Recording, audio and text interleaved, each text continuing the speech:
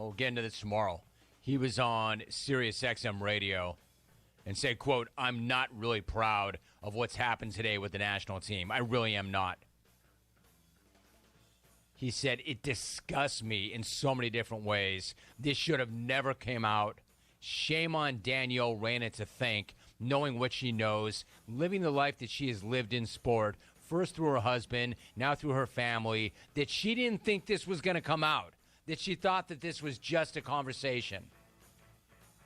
That was my point. I mean, that's absurd that she thought that would not come out. For the ones who get it done, Grainger offers supplies and solutions for every industry, as well as access to product experts ready to answer your toughest questions. Call or click Grainger.com or stop on by. Jim Rome's Big Head Bets is going to push out shortly. Thank you for listening. Have a great day. See you tomorrow. We're out.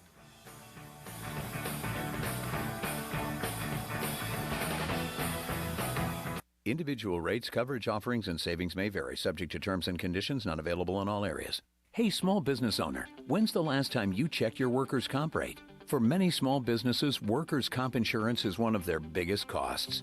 But some don't check their rate often. Did you know rates can vary? In fact, taking 3 minutes to check your rate with Pi Insurance could save you up to 30%. Just go to iwantpi.com, share a few details about your business, and get a quote that's customized for you with no hassle or hidden fees. We know you're busy, but spending just a few minutes to check your rate could save you money. Plus, when you sign up for pay-as-you-go billing, your premium is based on your actual payroll, not an estimate. So your workers' comp audit experience is simplified. See how much you could save with Pi Insurance. Ask your agent for Pi or get a quote at iwantpi.com. That's iwantpie.com.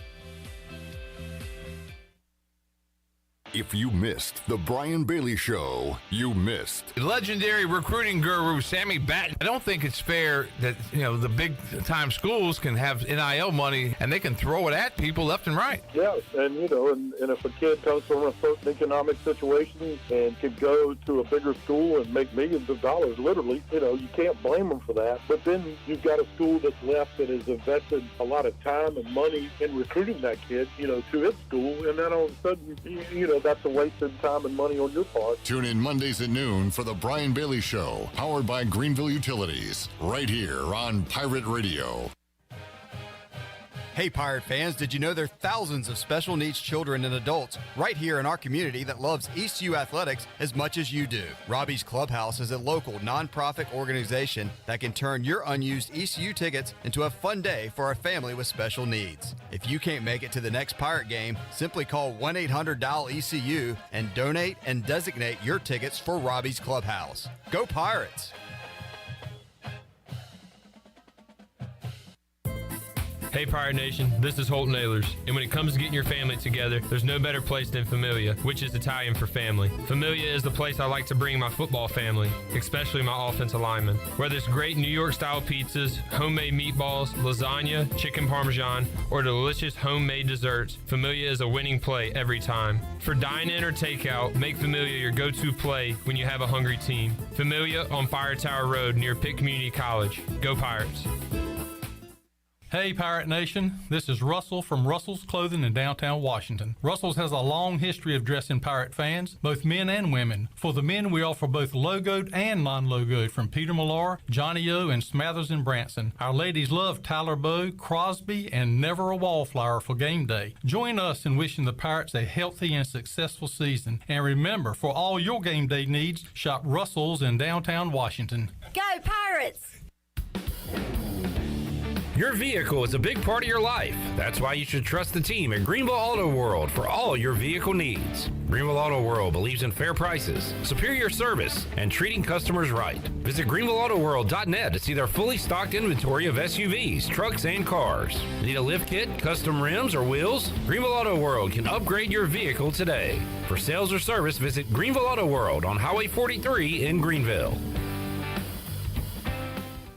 Have you experienced increased aches and pains recently? Have you heard of CBD? Hemp Garden is your premier CBD retailer in eastern North Carolina. Do you find yourself having anxiety or in need of extra sleep support? Hemp Garden has a variety of Delta 8 and hemp-derived Delta 9 products that can assist with those issues. If you're unable to stop by the store, don't worry. Give them a call today at 413-6100 for a consultation, and they'll ship right to your door. Hemp Garden, 3040 South Evans Street in the Target Shopping Center in Greenville. Add some sparkle and style to your home and save at Bostic Sugg Furniture. Give your home a new look in the new year with beautiful new furniture. Right now, get a Bostic Sugg first time ever offer with 3 ways to save. 1, get a sales tax discount on any purchase. 2, get a $100 in MasterCard rewards cards for every $1,000 you spend. And finally, get 6 months special financing. So add some sparkle and style to your home with a little help from Bostic Sugg Furniture. If you missed Pirate Radio Live, you missed. The one thing that bothers me the most about college football is that when people wear, like, there's 2 12s. Like, there was another Holt Naylor. That bothers you? It bothers me. A lot of people kept thinking that Holt Naylor was our punter this year. A lot of people thought that, why is Holton punting? Hey, Troy, who are these people you're talking to? That was a Troy D right there. Yeah, that was a lot of people. A lot of people you talk to say that. Pirate Radio Live, weekdays from 3 to 6, right here on Pirate Radio, the voice of the Pirate Nation. This is Pirate Radio, WGHB Farmville, 1250 and 92.7 FM Greenville, WDLX Washington, 930 and 104.1 FM Washington. Can you be quiet, please? Thank you. Welcome to Pirate Radio Live. Well, I just think we were prepared. You know, one thing my trainer, he told me, he said, what did he say? He just told us to be prepared. All right. Ty? I want me some glory hole. Dude, you ain't boss. I'm the boss. Cojones. It's me, Nancy Garcia. Hey, I'm sorry. All right. How about those friggin' pirates? Now live from the Pirate Radio studios in the heart of the Pirate Nation, here is your host, Clip Brock. Welcome in to a Thursday edition of Pirate Radio Live. Clip Brock here inside the Pirate Radio studios, coming to you today on Pirate Radio 92.7 FM in Greenville, 104.1 in Washington. You can find us on 1250, 930 online, pr927fm.com, and watch the show and be a part of the show on Facebook Live and YouTube. We are streaming live. If you have a question, comment for one of our guests, including Holt Naylor, who joins us here to kick off today's show, you can chime in there or on Twitter. We got a lot of guests to get to on today's program, including Corey Gloor, fresh off of calling a Cotton Bowl victory for the Tulane Green Wave. We'll talk about the crazy year Tulane had this year and catch up with our old buddy Corey Gloor coming up later on in today's show. Also, the big man on campus, Jeff Nadu from Barstool Sports, loves tonight's basketball card. We'll talk about that, recap what happened last night in Minges Coliseum as the Pirates lost to UCF. We'll talk to the big man on campus later on in today's show. We'll also talk a little Hurricanes hockey with the PA announcer for the Canes and their home games. Wade Minter going to join us, the Red Hot Canes right now, top of their division in the NHL. So we'll talk some Canes hockey. And one of our favorites, Isaiah Winstead, going to join us. He's down training in Florida. Was hanging out with Iron Mike Tyson earlier this week. So we'll catch up with Isaiah Winstead in hour 3 of today's show as well. Talk about his swan song, 2 touchdowns, and a nice little strut after one of those touchdowns. We'll talk about that coming up later on in today's show. Shirley Rhodes is here, Chandler Honeycutt, Jenny Shelton, Troy D to my left. Good to starting see you, quarterback of the Pirates, former starting quarterback of the Pirates. Holt Naylor is joining us as well. What's up, Holt? What's up, guys? Thanks for having me. As I like to introduce you now, future ECU Hall of Famer. Next on the docket. Maybe one day. Man, what a season. I was going back through some memories, and 5 years ago, I think your dad posted it actually today, and I remember it like it was yesterday. You kind of sitting like a little kid on the edge of a dorm bed. I remember kind of posting something about that on my Twitter feed clip with the day he took. I said, why does Holton look like he's 12 in this picture? It seems like yesterday. It was hard to believe 5 years ago, and here you are now getting ready to start a professional career. What a ride. Yeah, it has been. It's kind of crazy, how fast it went, but it seems like I've been here forever too. So I enjoyed every second second of it and wouldn't change it for the world. Let's talk about the finish. People will remember you for a lot of things, but I think the way you put a statement on the end of this season, into your career, was pretty damn impressive. And setting records again in the Birmingham Bowl, it had to feel good. Yeah, it felt really good to go out the way that we, wanted to. When we came in, that class, senior class that, we came in 2018. Wanted to change this thing, and that was the way we wanted to go out. So just super proud of the guys. Your legacy was going to be cemented here either way, but was it almost a relief kind of to be able to end it like that, where, you think, I've seen other great players, they didn't get to end on an up note as far as their final memories, but no matter what happens, you'll have that to fall back on. Yeah, absolutely. I'm always going to have good memories here, but, that's certainly the top of it now. So to go out that way was, everything I've ever dreamed of, and, that game was super special, and we had a really good crowd there. ECU did, and I was proud of that and just super thankful for that. We always talk about how much teams are motivated for bowl games. There was no question that you and your teammates were motivated to go out and win this game. This game was the most important game you played in at the time, right? You guys went out there to win Troy. I remember you talking about that leading up to the game. Yeah. But that showed up on the field, I think, a couple weeks ago. Yeah, it was really important. that was our goal all along, was get to a bowl game and win it. We weren't going to overlook that game. We were going to take it for granted. We took each day and got the best use of it that we could with practices and then just hanging around each other. It was a big game for us, and glad we played the way we did. I sensed that last year, too, before the Boston College game, which should have been played, and, of course, would have been the Military Bowl. I just felt that, man, there was this huge want to for ECU to prove something. Yeah, absolutely. Especially against an ACC school like that. And I think the same outcome would have happened last year if that game was played. Yeah. This was almost like deferred 2 years building now. Yeah, absolutely. Yeah, we were definitely ready to play last year in D.C. Boston College backed out, and, everyone knows that story. But, I thought we were ready to go at Birmingham, and we felt good about the game plan. Obviously, you should feel good going into every game, just with your preparation and all that. But, we had a whole month to prepare and felt like we really maximized that time to the best of our ability. Holt Naylor's joining us in studio for maybe one of the final times. I hope we'll see you again, but, you never know what the future holds. And definitely weird to say, former ECU quarterback. What's next, Holton? We know what you're getting ready and what your goals are, but what's the immediate future hold for you? I saw the announcement made, invited to the Hula Bowl. Yep. I know you're going to have some training coming up. You got a lot of big dates in front of you, pro days. What are you doing now leading up into pro day? That could be an important agent call there. You never know. It's not. Okay. What are you doing leading up to these coming up in the draft? For the NFL. Yeah. What from tomorrow going forward? What's your schedule like? Yeah. So I fly out to Orlando Monday, the 9th through the 14th. Then we got some decisions to make. Me and Bill Johnson, who I signed with, and Matthew Pope. He's another guy that kind of helps out with that. So if everything goes right, if I want to push off my surgery, which we're still kind of, waiting to make a decision on right before I leave for Orlando, there's a timeline where I go from the 9th to the 14th in Orlando, and then the 15th fly to Mobile, and train there till April, go through pro day here, and then, see where I end up, go through preseason, and then once that season starts, get the surgery and kind of take my first season as a redshirt season, learn the playbook, recover from the surgery. So then there's another one where, you go and you play in the Hula Bowl, then you get surgery right after. And there's a ton of different things we got to figure out these next few days. And, that's what you hire an agent for, and he's talking to GMs and stuff like that. And for folks that are hearing you talk about, you mentioned it on, about a month ago on this program, what you're doing. But for folks that don't know, this is the non-throwing it's not shoulder that it obviously hasn't stopped you from playing and being successful. Yeah. But long term, it's something you want to be addressed and have fixed. It's not something you've kept as a secret. And you've had to pop that shoulder in and out many times. It's probably like cracking fingers for other people.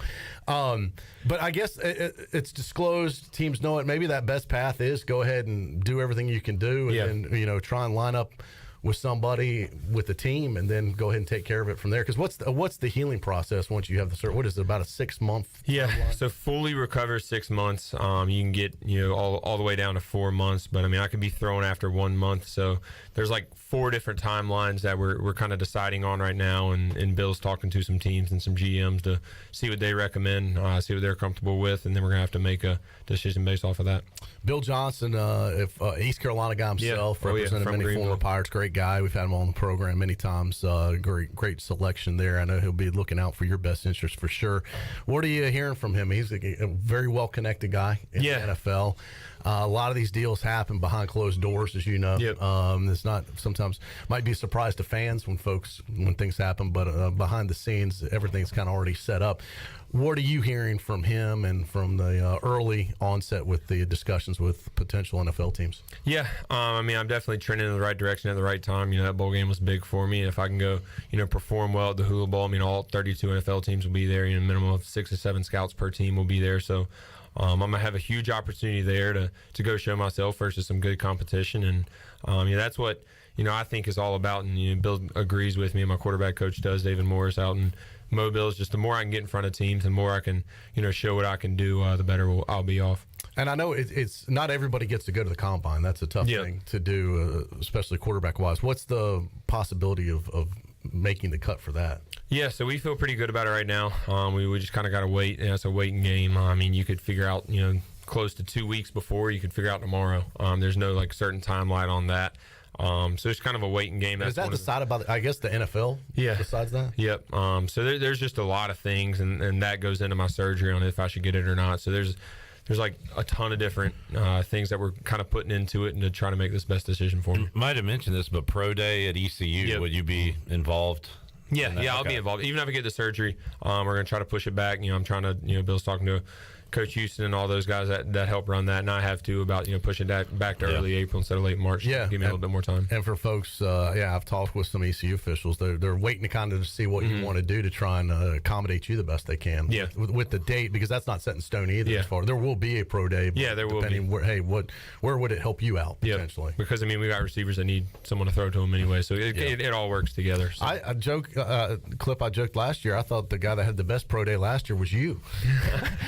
We go out there and we cover it every year, and you were throwing balls. Throwing to Snead and Omatosho. I had a number of guys ask me, who's that guy again? And you weren't, you were just throwing to them, and they're like, well, damn, it was looking better than the guy that was in pro day for that. I forget who was here. He was not from ECU. He was Joe on quarterback. But you got the attention of a lot of folks last year. I'll say that. Keaton Mitchell will be needing to catch some balls for scouts as well. Sure. So Holton, you got Keaton, Noah Henderson, C.J. Johnson, of course, Isaiah graduated, but man, a ton of these guys are now leaving the program looking for hopefully greener pastures. So you're not alone in that regard. You got a lot of guys that are also chasing their dreams. Yeah, Ryan Jones is another one, Justin Redd. I mean, there's a ton of guys, Xavier Smith, Miles Bear. I mean, there's a lot of us, kind of chasing this together and, talking to them and just having them as a resource and them having me. So it's an exciting time for sure. This will be one of the more substantial pro days in ECU history with the legit guys that are going to make it to the next level. So I think you'll see a lot. And ECU always has a good turnout of a number of NFL clubs that come here, but I wouldn't be surprised to see everybody in town for that. Yeah, we hope so. And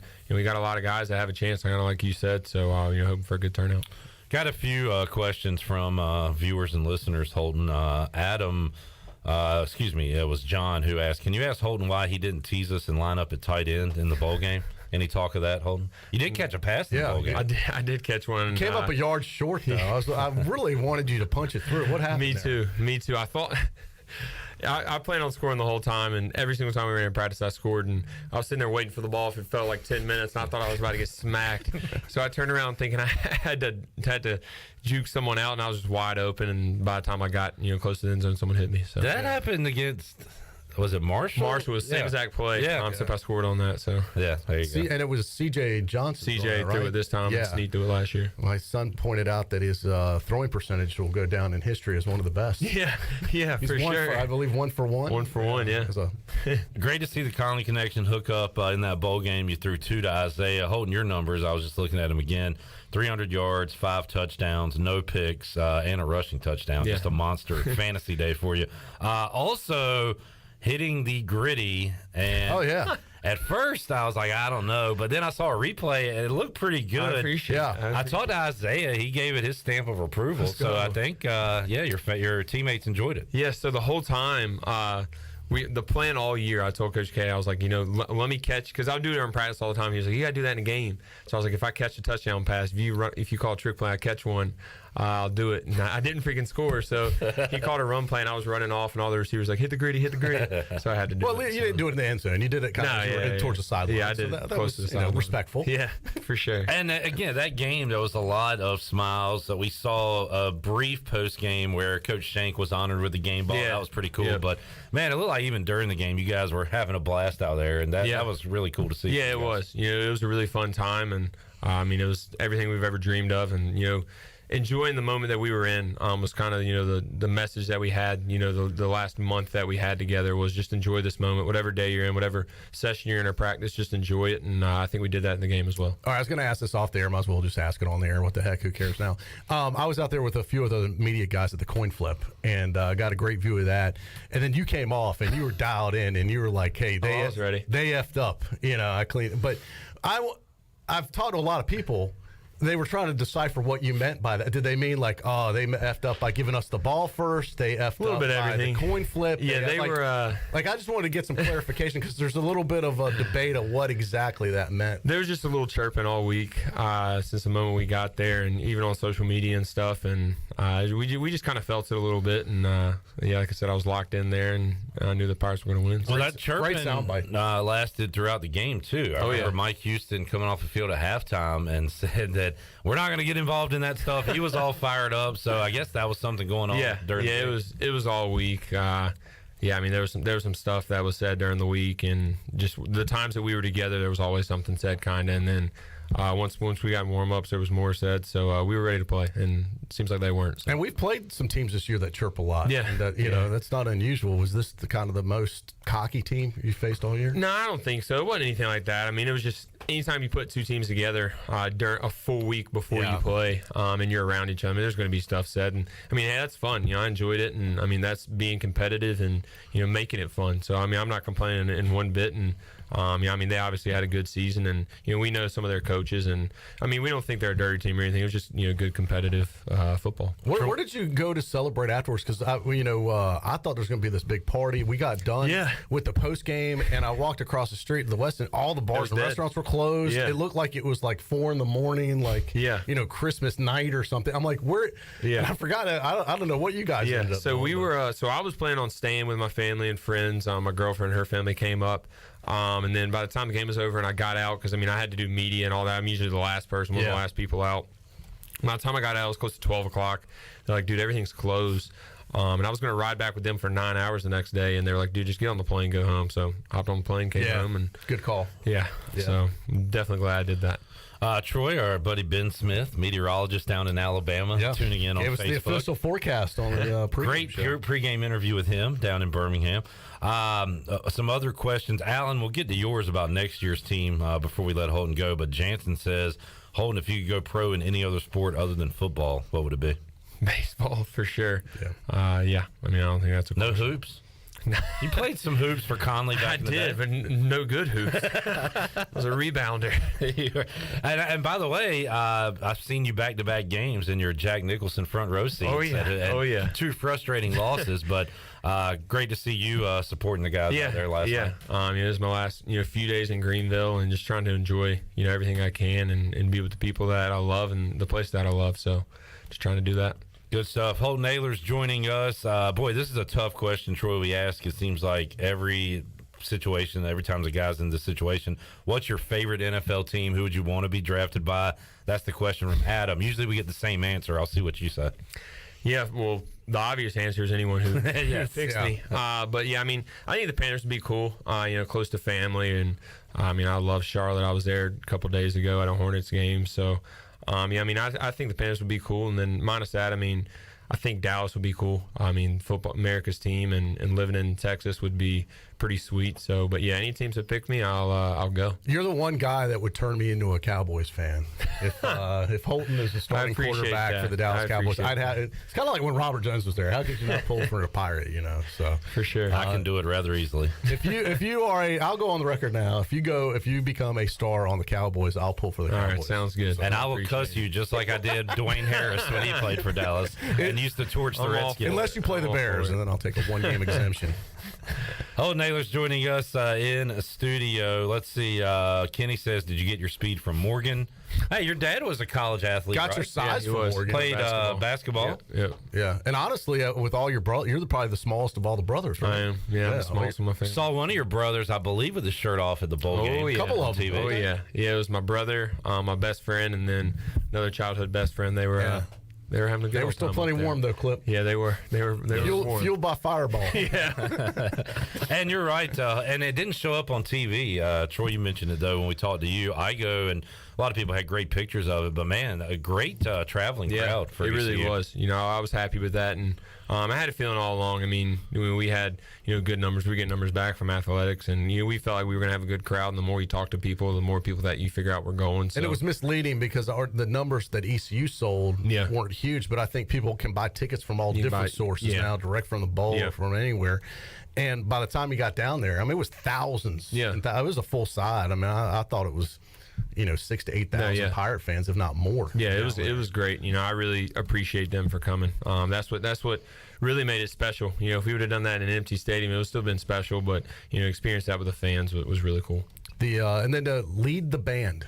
Yeah, that was kind of cool. Yeah, too. It was cool. Something you see every once in a while. It was really at the end, I will give the Birmingham Bowl folks credit. Not that everything always was perfect, but the ending of how they had it with the fireworks. I mean, the stadium was super nice, by the way. It was an impressive stadium, but with the fireworks and the music they had and the stage and the confetti, that confetti was one of the best confetti shows I've seen. I mean, it was strong. Yeah. I thought they did a really good job. Movie. Yeah, they did a really good job really all week. I mean, we were never...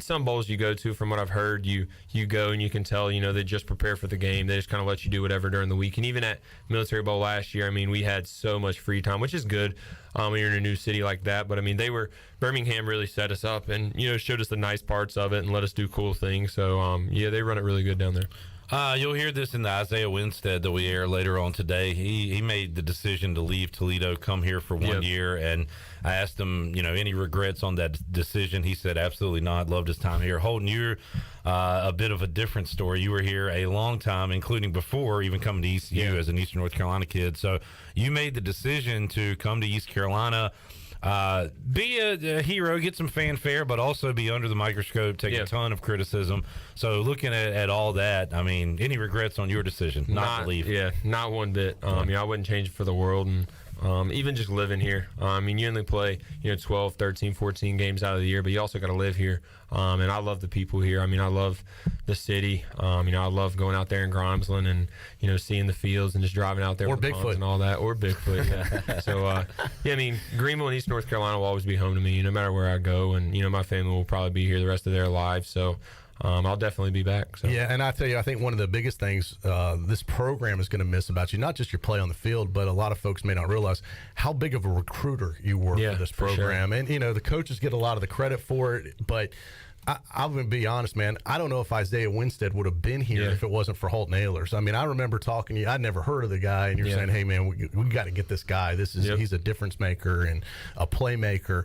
And it wasn't just him. You recruited kids all along to come to this program, and that's one of those things, as a true leader that a lot of people will never see. Yeah, I really, the coaches gave me some freedom in reaching out to guys and helping recruit them, and, not just making it about, them, but, letting them, like receiver Isaiah Winstead, for instance, when he committed, the first person he called was me, and we talked, and I recruited him all along. He came here on a visit, I threw with him, made sure he knew that he was important to us, and I knew he was a different maker. I remember telling you all that, and he certainly was this year. And that rubs off to others. I saw just today Rajay Harris tweeting at a guy saying, hey, you want to be teammates again? So now everybody's doing recruiting. Speaking of that, Troy, you took the video that you posted with the happy birthday to Rajay yesterday. Was that you? Yes, I did. Where he was coming. That was actually, the video was shot as the Pirates went in for the last time right before the game started. I just wanted to point out he's got a nice strut. He does. A good walk coming off of surgery. Yeah. So I heard you mention that. I didn't think about it until you said it. I was like, you know what? You're right. I wouldn't even know he was hurt if I didn't know. So it looks like his recovery is going really well. Very positive there. And that kind of gets us to a question Alan had on Facebook, Holton, about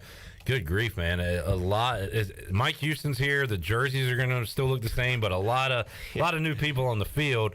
So Mason Garcia obviously coming up behind you, but a lot of new receivers. We do have some running backs we're aware of, but how about this team without Holt Naylors, without Keaton Mitchell, CJ, Isaiah, all those guys? What do you think it looks like next year for ECU?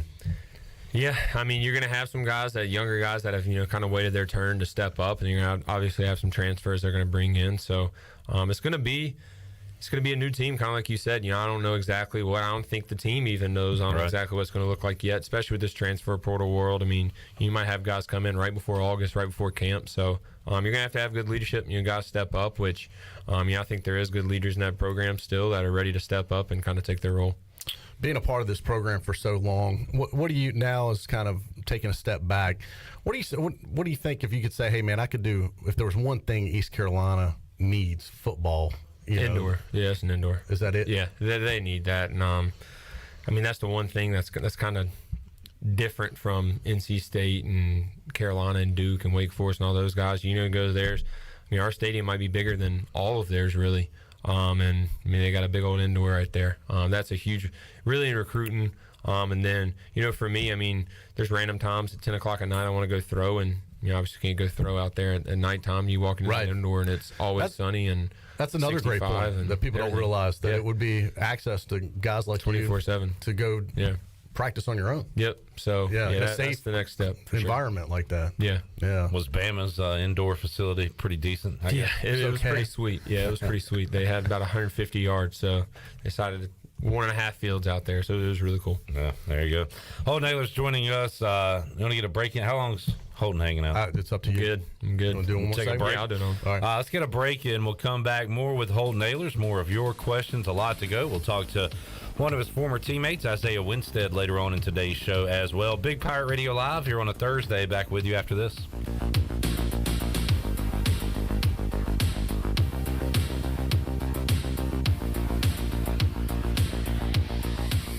Great. It's 30 degrees in here. This is going to be a cold night. No one's coming out this late. I'm on firewood. Dad! I'll put hot coals in our socks for bedtime. Mom! Hi, I'm from Delcor Heating, Cooling, and Plumbing. Got an email about your heat being out? That was me. I sent it from my phone. I think your socks are on fire. Call Delcor today to get a new system installed for less than $100 a month. Offer expires soon. Go to DelcorInc.com. Monthly fee based on new system financing is 9.9% APR for 120 months. Call Delcor for details. Uptown Greenville's newest dining experience is open and ready to serve you. The Sidebar, a Tex-Mex fusion restaurant, offers lunch, dinner, and Sunday brunch from 10:30 to 2:30. Located right beside the Dickinson Avenue Public House, the Sidebar has indoor dining and patio seating for everyone to enjoy. For the latest information on reservations, menu items, and more, follow the Sidebar on Facebook or on Instagram at sidebar.greenville. When it comes to hauling dirt, asphalt, or stone, you can trust the pros at First and Goal Hauling Incorporated. They have a fleet of dump trucks ready to get the job done. And best of all, it's owned and operated by ECU football alum Dakota Marshall. When you have a big job and you need it done right, count on First and Goal Hauling, where it's a touchdown every time. Keep up with Dakota Marshall and First and Goal Hauling by following them on Facebook today.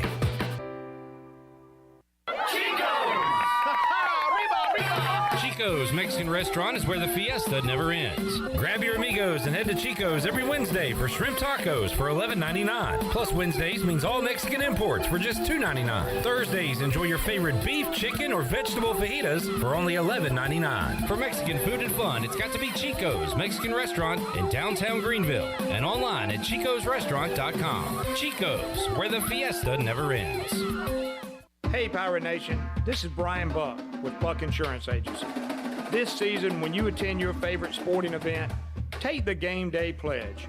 If your team is playing, win or lose, support your team to the end of the game. When you leave early, you risk missing your favorite athlete making the play of their career. When our family buys a ticket, we always plan to stay to the very end. Take the game day pledge this season with Buck Insurance Agency. Play to the end, stay to the end. Do you suffer from chronic aches, pains, or muscle tightness? Hey, I'm Jordan Mikesell with Bodies in Balance in Greenville. With degrees in physical, occupational, and massage therapy and certifications in stretching and flexibility, we know how stretching and massage can bring long-term results so you can live a pain-free and healthy life. Continue enjoying the activities you love by calling or texting 252-916-4530 to schedule your first stretch consultation or massage today. For more info, visit bodiesinbalance.com so you can start living an active life today. UBE and PirateWear.com is excited to offer Pirate Nation the largest selection of new ECU merchandise and tailgate supplies ever. UBE has the best prices in town, so that makes UBE your one-stop shop for all things ECU. UBE does daily restocks of Champion, Adidas, and Under Armour. Don't forget to bring your young Pirates in to plunder the Crow's Nest, which is the only kids store dedicated to ECU. Plenty of free parking uptown in Greenville. Visit them at PirateWear.com. Go Pirates! Wings Over delivers. Wings Over delivers.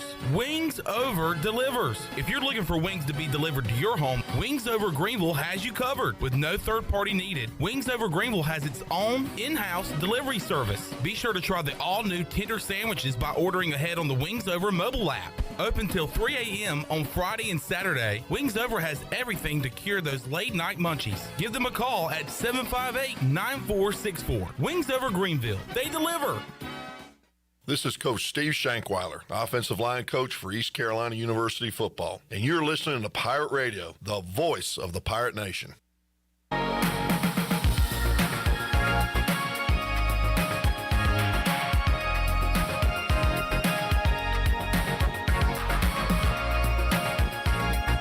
You're listening to Hour 1 of Pirate Radio Live. This hour is brought to you by University PC Care, your local tech support experts for all your personal and business needs. Visit universitypccare.com to learn more today.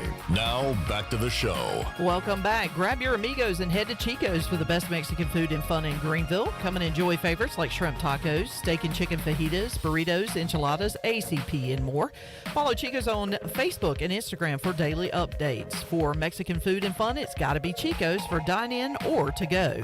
Now let's head back into PRL. Here's Clip. Alrighty, back with you here, Pirate Radio Live on a Thursday. Coming up, we'll talk some Canes hockey with Wade Minter as the Hurricanes are red hot this season. We'll talk about that. Also, the big man on campus, Jeff Nadu from Barstool Sports, Isaiah Winstead, former ECU wide receiver, and Corey Gloor. So a lot of guests to get to, but right now we're talking to Holt Ahlers as he gets ready for the next chapter in his life, which is John Moody said, by the way, the Hula Bowl, we were talking about it yesterday, will be on CBS Sports Network for those that want to watch it. When is that again? It's the 14th at, I believe, 12 o'clock. Okay. So not this Saturday, but the following Saturday. Yep. I remember Yes, Warren Saba was in that last year for ECU, and you'll be heading there this year? Yeah, so I leave Monday and get up there, start practices and all that. So. And that's not just a game. That's also an opportunity in front of scouts, like things like that. So really the practices are almost more important than the games because the scouts can, see you in different situations like that. During the game, it's more about, keeping players safe and just kind of getting through that. But the week's really important. I mean, there's a ton of scouts that are going to be there, and we have time to meet with them and all that. So it's a huge week for me. I think, too, and you know this, but it's as much, too, about building relationships. Yeah, and absolutely. People, if it comes down to you and another player and all things being equal as far as talent, then they go by, well, what's their character like? How will they represent this organization? And I really think when folks get a chance to meet you, and a lot of them already have, that's going to help you tremendously too. Yeah, and that's what it's all about, is knowing people. I mean, if I can just get in front of teams, like I told you off air, if I can just get in front of people and show them what I'm about and the type of player that I am and person I am, I'm confident in myself. I'm not worried about the front end money. I think I'll make it on the back end with how I'll play. So yeah. Speaking of character and class, this is the kind of stuff Holton's dealt with since he's been here. This comment from Vivian, which is certainly not the person's real name on YouTube, says Holton is more likely to go bald than get on an active NFL roster, and Mitchell's the real MVP of that bowl game. What do you think about that, Holton? Well, probably will go ball to he or she. Hey, let me tell you something. It's not that bad, bud. I've had a great life since I've been bald. Yeah, but I mean, I love keyboard warriors. So they're the best, right? Life. Yeah. They see you in person, they'll get an autograph, and then get on the computer. Now this is a classic, and I'm not going to name anyone's names, but why not? Because I can't remember what his name was. Oh, okay.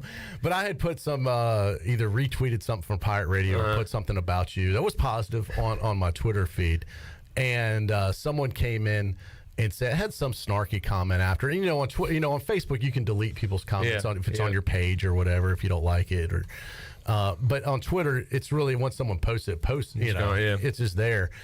But I had someone point out to me, they said, hey, go click on that guy's name that had the nasty comment about Holton and tell me what you noticed. And I did.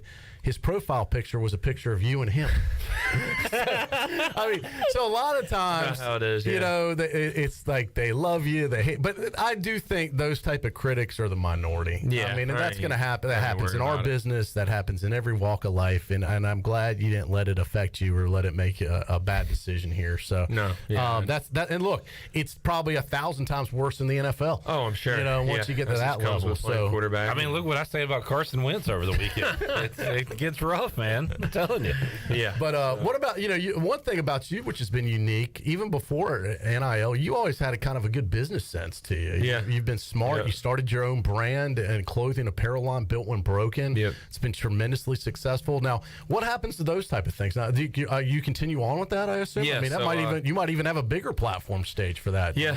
So, the whole time is, wherever I go, Built When Broken is going to go with me, just because that's not just just some random brand I built. I mean, it's something I care about. I mean, I have people that are working on it outside of me, so I can focus on football. But I mean, it's always going to be important to me. I'm always going to, help out in the most I can. But at the same time, my job now is to play football, and to carry the brand as far as I can. I mean, the message is more important than the money side of it for me. So as far as I can bring that message, I am. And if the people working, on Built When Broken with me can make some money on it, then I'm all for it. And Troy, it's always cool to go to a basketball game, see a lot of people wearing Pirate Radio gear. Yeah. Last night I saw kids walking around the front, and they were wearing BWB shirts. That probably puts a smile on your face. Yeah, I saw a couple of times. Every time I go to one, really, I see little kids wearing them, which is, I mean, it's super cool. I mean, anytime you start something like that, that's what you dream of. And like I said, I mean, I didn't want it to be a world-renowned thing to make me millions of dollars. I just wanted to get the message out there, and that's what's more important. So it's been a cool thing to see. Nathan asking on Facebook, and this is a good question, any mean tweet or comment that you saw? Because, you don't look for it, but you probably see it. Anyone that you saw that stood out and, fired you up or actually motivated you to do something? I mean, the tight end thing is I've always laughed at. But no, I mean, I don't really look at that stuff like that. I mean, I've gotten all sorts of messages over the years. It's not really, I don't really look on, scroll through social media during the season like that. It's more just people, messages directly to me that I see more. But but I mean, I don't. Well, and for folks that, there are a lot of folks that are in the tight end world. They only think you can play tight end. Obviously, I think you've proven them wrong in college that you can be a quarterback. Now you've got to prove them wrong in the pros, because I talked to someone last week. I go, well, Holton will probably make it in the NFL, but some team's going to move him to tight end. I'm like, well, are you the GM? Are you the director of player personnel? How do you know this? How do you know he's not going to be a great quarterback or a quarterback in the NFL? Yeah. And then when I move tight end, they'll probably have something else to say about me. They're just professional haters, so they can keep being them, and I'm keep being me. Michael Winstead, the father of Isaiah, who has been a big viewer to our show and chimed in. Pretty cool message. He says, Holton, I want to thank you. I saw my son start to enjoy football again being at ECU. That's a pretty cool compliment to give. Well, he made me enjoy it a lot better, too, having a guy like that out there. So I love Zay to death. I talked to him yesterday, and he's got a huge professional career ahead of him. He's a new father, too. So he's got a big life ahead of him, and I'm always going to be there for him. Little spoiler alert. I know you talked to him earlier. We already got this in the can. I missed it. What was this connection with Mike Tyson? It was just a kind of a run-in. Oh, okay. Yeah. So he just happened to be at a workout facility or gym. And he said it was neat, though, because Mike Tyson was asking them, how old are you? What are you doing here? What are you training for? So he said they chatted. Where was it? Just curious. Fort Lauderdale, Florida. Oh, wow. That's where Isaiah's trained. That's pretty cool. Yeah. So hanging out with Iron Mike. That's a cool run-in. Yeah. He said, I used to play with Mike Tyson on a video game as a kid. Yeah. Because I asked him, you're young. Have you ever actually seen Mike Tyson box? He was like, yeah, I know him. I know him from a video game. Yeah, no, which brings up an interesting point. Holton, you've grown up, in sports your whole life, and you're a lot like me, grew up before you even played, you were watching on TV. Yeah. A lot of these guys, look, Tom Brady was a big-time star when you were a little kid. Yeah. Oh, yeah. He comes back next year. You're in the league. There's a good chance you meet him, or hell, you might get on the same team. You never know. Yeah. Is there anyone that you would be starstruck by in the NFL, that you say, wow, I can't believe I'm with a teammate with this guy, or I've met this guy? Yeah, probably Tom Brady. He's definitely, the best quarterback of all time. But, there's, Patrick Mahomes is another one. Just guys you grow up watching that are, obviously, the best in the world at what they do. And, the Mannings this year was super cool and getting a relationship with them. So that's what I was thinking about them, Peyton Manning. That not only did you meet them, you connect with them. You have a relationship with them now. It's got to be weird after all these years, they're just on your TV, and now they're part of your network. Yeah, so that's part of it is networking, and that was one of the big reasons why I came to ECU was I felt like I could really network here and set my family up good for life here, and just build a good name around us. We already had a good name, but coming here and making this name really known around the state. What active NFL receiver or tight end would you most like to hook up with on a touchdown? Anybody come to mind? Tight end, probably Travis Kelce. He's definitely a top one of those guys, and receiver probably Mike Evans. He's a big guy, big deep threat. I think he'd be a cool guy to throw to. Steve asked, anyone associated with the NFL giving you an idea about where you stand as far as round projections, anything like that? Yeah. It's late draft, a high priority free agent. So I was telling you, I don't even know if it was off air or on air, but it was off air. Yeah. High priority free agents. Probably better than getting drafted in the 6th or 7th round. Just you can pick your situation a little bit more, and those guys are actually getting paid more now because when you get drafted, you get the money wise, you get a little bit less than the person before you and a little bit more than the person after you. It's slotted. Yeah, there's no negotiating. Yeah, so when you get in a bidding war as a free agent. Yeah, you're a free agent. Yeah.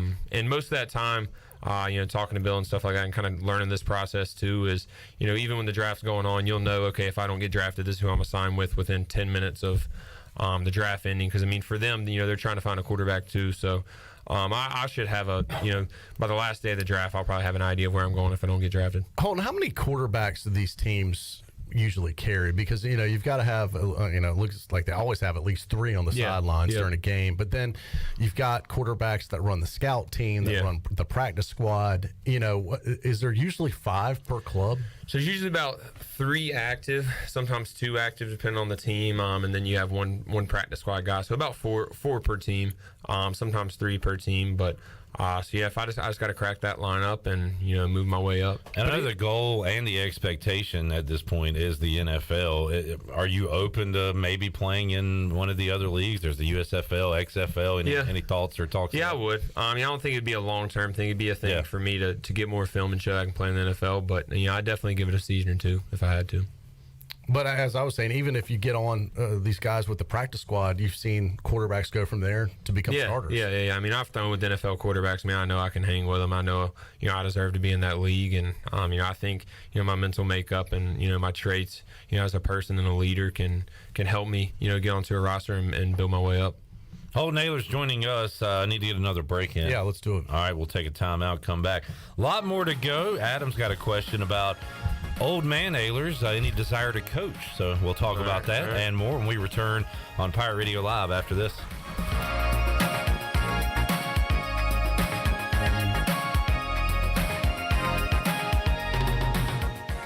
While you're sleeping, our whole hogs are slow cooking over wood to create that bite that Eastern North Carolina is known for. I'm Sam Jones, and for more than 3 generations, my folks have been the torchbearers for what whole hog barbecue is supposed to be. At Sam Jones, you'll find plenty of smoke, but no mirrors. Everything, and I mean everything, is made fresh daily, including our sides, sweets, and sauces. Come on over and see us at Sam Jones Barbecue, and I bet you'll be able to taste our passion in just one bite. Sam Jones Barbecue, Fire Tower Road.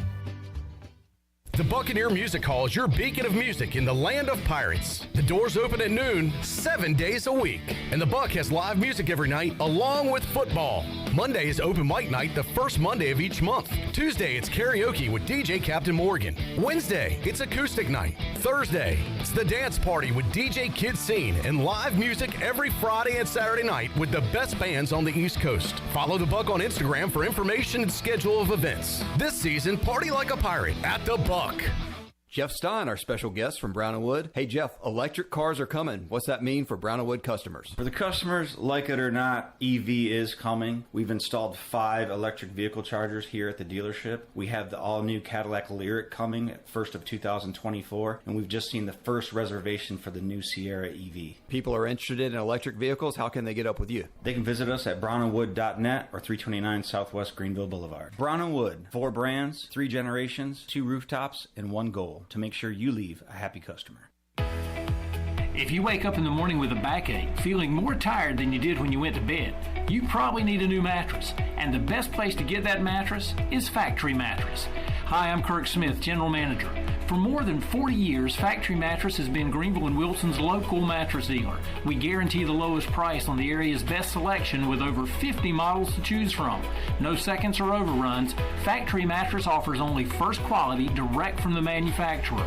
Sealy Posturepedic, Beautyrest, Stearns & Foster, and Tempur-Pedic. The most highly trained sales associates with over 60 years of combined experience. Same as cash financing with 0 interest up to 48 months and free local delivery.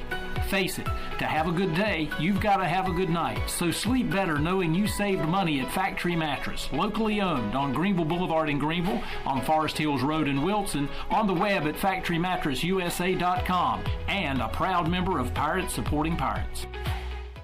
Greenville Utilities electric customers will soon be able to receive text notifications in the event of power outages. Enrollment is automatic, so make sure GUC has your cell phone number by signing into your account at GUC.com, then update the information in your user profile. Want to talk with someone instead? Call 252-752-7166 during business hours. 252-752-7166. Update us so we can update you. Visit GUC.com for more information. At Jimmy John's, we don't make sandwiches. We make the sandwich of sandwiches.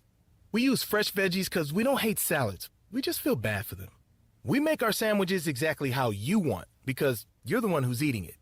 And we bake bread all day, every day because stale bread isn't bread. It's croutons. Sandwich history is written by the victors. Good thing we have legible handwriting.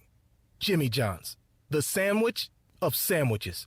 Order pickup or delivery on the app. I'm Michael Vaughn with East Coast Grading and Utilities. Many of you know my dad, David Vaughn, and his work in putting in subdivisions all over Pirate Nation. But East Coast Grading and Utilities is not just for those type of big jobs. We're here for the homeowners. Whether it's concrete, driveways, hauling rock, or sand, whatever you need, East Coast Grading and Utilities can get the job done. Call us at 252-531-7494 or check us out on Facebook at East Coast Grading and Utilities. Pirate Radio. Pirate Radio. Pirate Radio.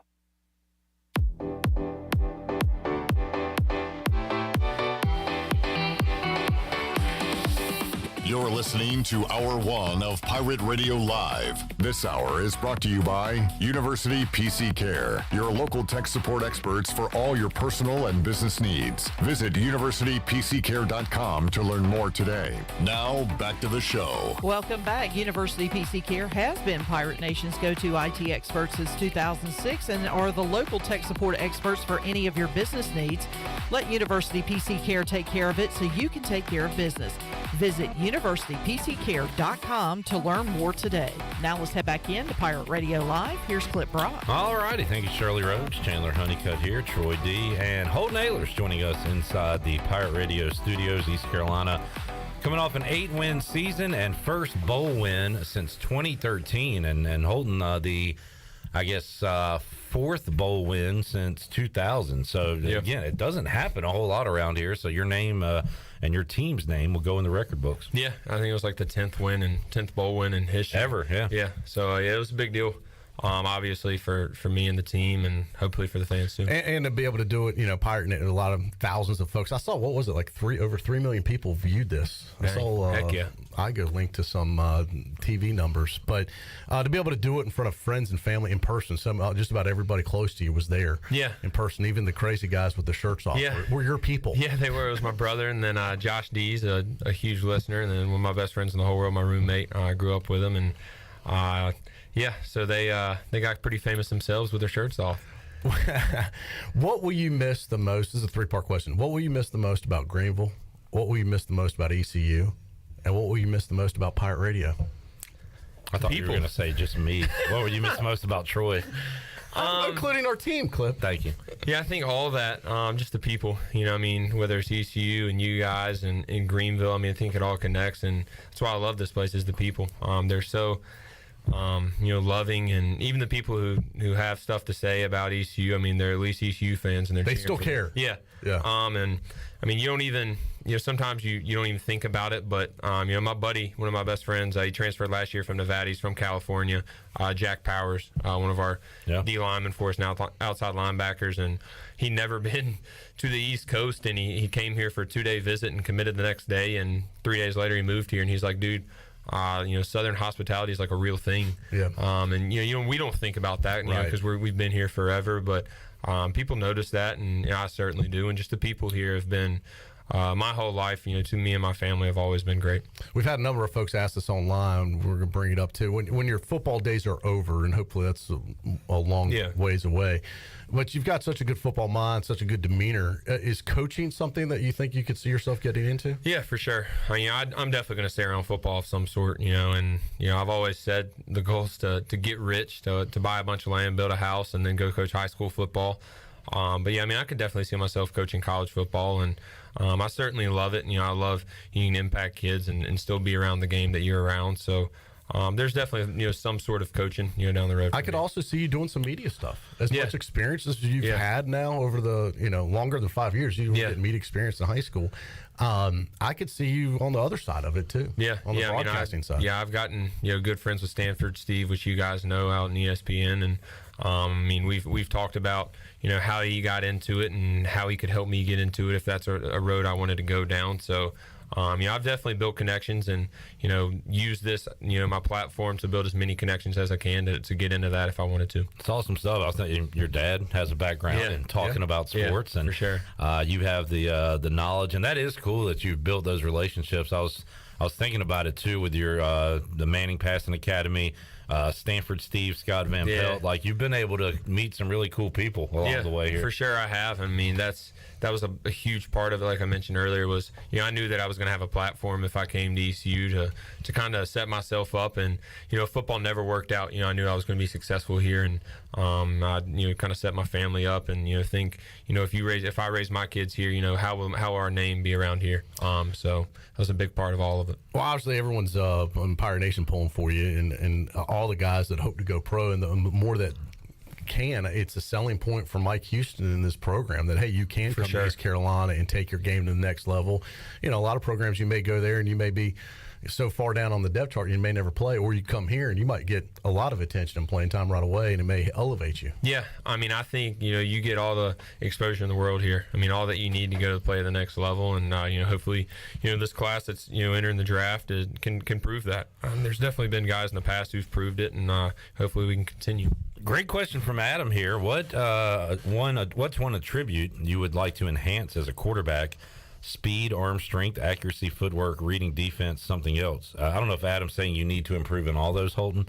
But no, I'm joking. He's what do you want to improve? What do you want to show scouts here? If I could improve all of them, that'd be pretty dang good. I think I read defenses pretty well. I'm learning the playbook now of the Hula Bowl. It's a pro style offense, so I'm getting that down. I sat down for 2 hours. It was a 40-page book, and I had it just like that. Just because you play for so long, you understand stuff like that. I think if I could change anything, I'd improve my arm strength, which I work on daily with shoulder care, stuff like that. So Some stuff you're born with that you can't help, and there's some stuff that you can slightly improve. So I'm still working on everything. Where do you want to be weight wise? Because you are a mobile quarterback. Yeah. Is it better to be a little bit bigger? Do you want to be thinner? Or are you happy where you're at? Yeah. So there's a lot of things that go into that. I mean, as your O-line, are you going to get hit a lot? As your O-line, young and stuff like that, or is your O-line experienced and you're not going to get hit a lot? And if that's the case, you can be a little bit lighter. If you're going to get hit a lot, you need to be a little bit heavier just so you can take those hits and have more cushioning. As weird as that sounds, but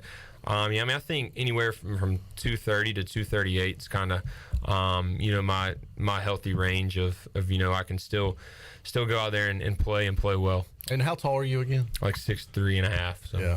Do you think the offense you were in at East Carolina helps you going to the pros? Is there something maybe you guys didn't do you need to pick up for? Yeah. It's not a pro style offense, which more than half of the college offense is now on pro style. So there's going to be not much that translates, but there's only a certain amount of routes you can run. The passing tree is about the same. You just got to learn different verbiage and stuff like that. But going under center is going to be new for me. I've worked on it before, but there's going to be things I have to learn on the fly. But I'm excited about it. I'm excited for the opportunity. I've been in the same offense for 5 years now. I'm excited for something new. And really, the NFL is getting more towards the college game. It is. It seems every year. Holton, am I right in saying the last pick you threw was against Tulane? Yeah, it was. Wow, October 8th.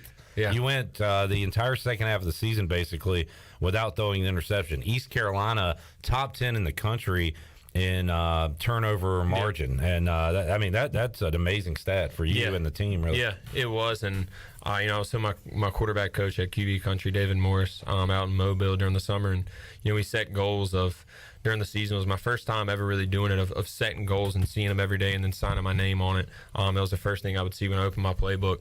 And I accomplished every one. It was 3-1 touchdown ratio, win at least 8 games, and then I think 68 or better on completion percentage. So we accomplished all of them. And you see what Tulane finished up with this season. I call that a quality loss then. Yeah, a quality for sure. turnover. An impressive win over USC. Yeah, absolutely. Holton, tell us about Mason Garcia. That's kind of where the conversation goes now. We all want to see what we got, and you've spent a lot of time with him. I asked Isaiah earlier if he had got number 1 reps, and he said, he practiced number 1 reps this year. So tell the Pirate Nation what to expect in Mason. What do you want to see from Mason? Yeah, first, he's a good kid. He did it the right way, and sometimes it's hard for the situation that he came into with a starter from Greenville and stuff like that, and stayed an extra year. But he never pouted. He always supported me, and he was always a good friend to me. I talked to him this morning, and he's a guy that's going to be a friend for life for me, and he's ready to take on that next role as starting quarterback here, and he certainly deserves it and waited his time. So he's as talented as anyone we've ever had here, for sure. And with arm talent and stuff like that, his thing's going to have to go there and get experience. He's going to have to kind of learn in the fire, and any new starter is going to have to kind of learn that way. You can practice all you want to, but when experience isn't experience until you get it. So he's got to go out there and get that. All right. Now Vivian has a real question for you, but I'm not going to ask it, Vivian, because you were a jerk earlier. So that's how it works in life. Yeah. Sorry, you don't get your question Actions asked. have consequences. That's right, Vivian. And you're not going to get your question asked. Flip Rock with a teachable moment for you. Brody says you're listed at 6'3.5", bro. Where'd the extra half-inch come from, bud? What is his last name? See, that's Brody Olds. Oh, is that inside? That's a good buddy. That's a good buddy. And we play Xbox together. He's a good friend of mine. I'm sure he's. So what did he say? Where'd that extra half inch? Let's see, 6'3". Where'd that extra half inch come from? I made it up, Brody. I made it up. He's got cleats on. Everybody lies on those things anyway. Everybody's like an inch taller. The cleats do give you another inch. No, they do. Yeah, they do. But I'm not lying, Brody. I promise.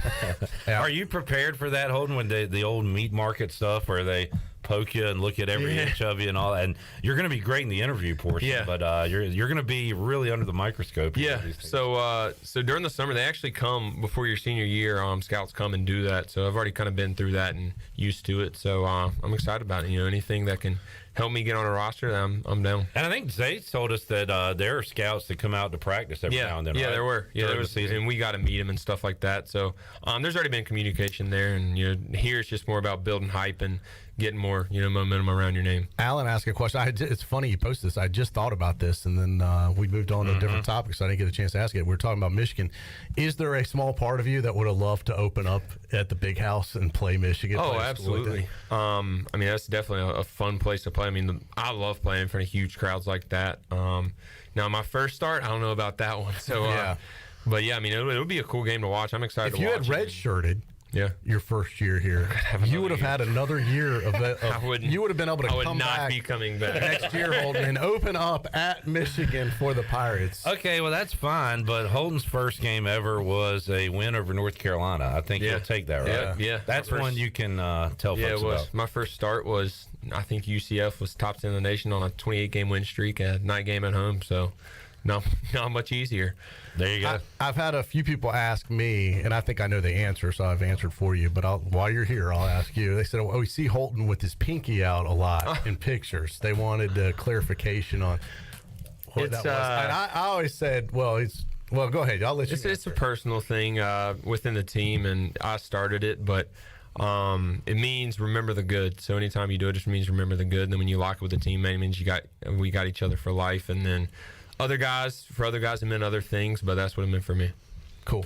Yeah. So when I was in that moment, it was just Will you keep that move? I'll keep it. Even going to the NFL, something that means be kind of your thing. Yeah, that's my thing. Everyone's got their symbol or for sure tradition. For sure. Look for Holton's pinky. Holton, man, been awesome talking to you. You've been just a great sport about it all. You can take the good and the bad, and a lot of guys can't do that. So we certainly appreciate it. Makes our job easy. Yeah, look, I've said this off the air. I've said it on the air. We've been in many ways partnered with you back to your DH comedy days. Your dad's a big part of what we do here too, and we've been big fans of your family for a long time. We wish you nothing but the best. You've been a class act all the way through, from the first time we interviewed you over at Conley to now, and hopefully continue on through the NFL. Hopefully this is the last time we see you, but we know you're going to be busy. We'll stay in touch, and thank goodness through phones and stuff, we can still do things even from a distance. But, man, I just want to compliment you. You've represented this university second to none. You've represented your family and this fan base, and it has just been a fantastic ride. You have risen above any of the criticism when it could have been easy to fire back and get down. You just used it as motivation and always stayed positive. And I just want to compliment you on not your incredible stats, but just the way you've conducted yourself as a person in the spotlight, a bright spotlight. And I don't think it's ever been brighter on any player from day one from you, from a hometown kid living his dream. And I just want to say, at least as far as East Carolina is concerned, mission accomplished, job well done, and I'm proud of you. Yeah, I appreciate you guys, and you guys always made it fun, and being the quarterback here has always been a blessing, so wouldn't have done it anywhere else, so I'm thankful for sure. And we'll wrap it up as we go to break. Shirley Johnny says, have you seen the Grimesland Bigfoot lately? I haven't. I was out there looking for him, but I haven't seen him lately, so I think he's hibernating nowadays. All right. Well. It's too warm for the Bigfoot. Maybe so, unseasonably warm, so probably not out. Holton, thanks, man. Good luck to you. We'll keep in touch for sure. For sure. Stuff. Troy D, we'll see you Monday. Yes, Monday at 3. Yeah, we'll talk to you then. A lot more to go on Pirate Radio Live. We'll switch gears, talk a little Canes hockey when we return with Wade Minner, PA announcer for the Carolina Hurricanes. More to go. Pirate Radio Live. Back with you after this.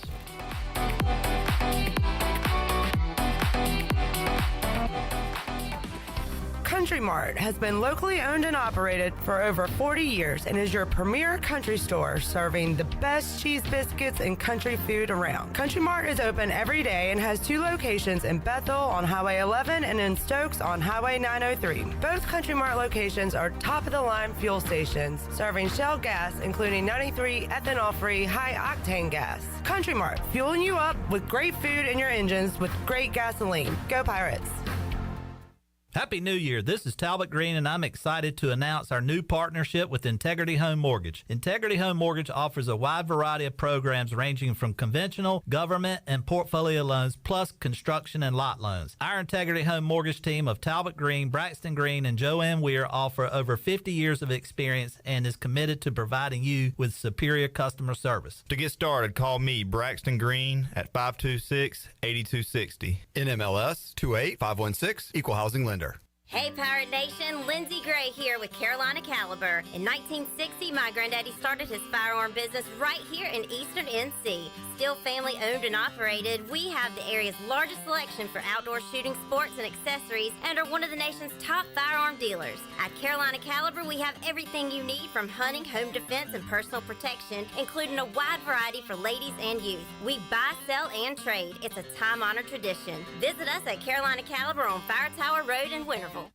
You've worked hard to make your business successful, and that's why it's really important to always have a bank that's in your corner when you need them. This is Chris Richards from First Bank, and our experienced team of local bankers includes Lee Watson, Ashley Capps, Bonner Latham, Josh Hooten, and Heath Nisbet. To get the business services that are right for your business, come and see one of our experienced team members at First Bank on Arlington Boulevard in Greenville. First Bank, together with our customers, we're creating a world where individuals and communities thrive. Member FDIC.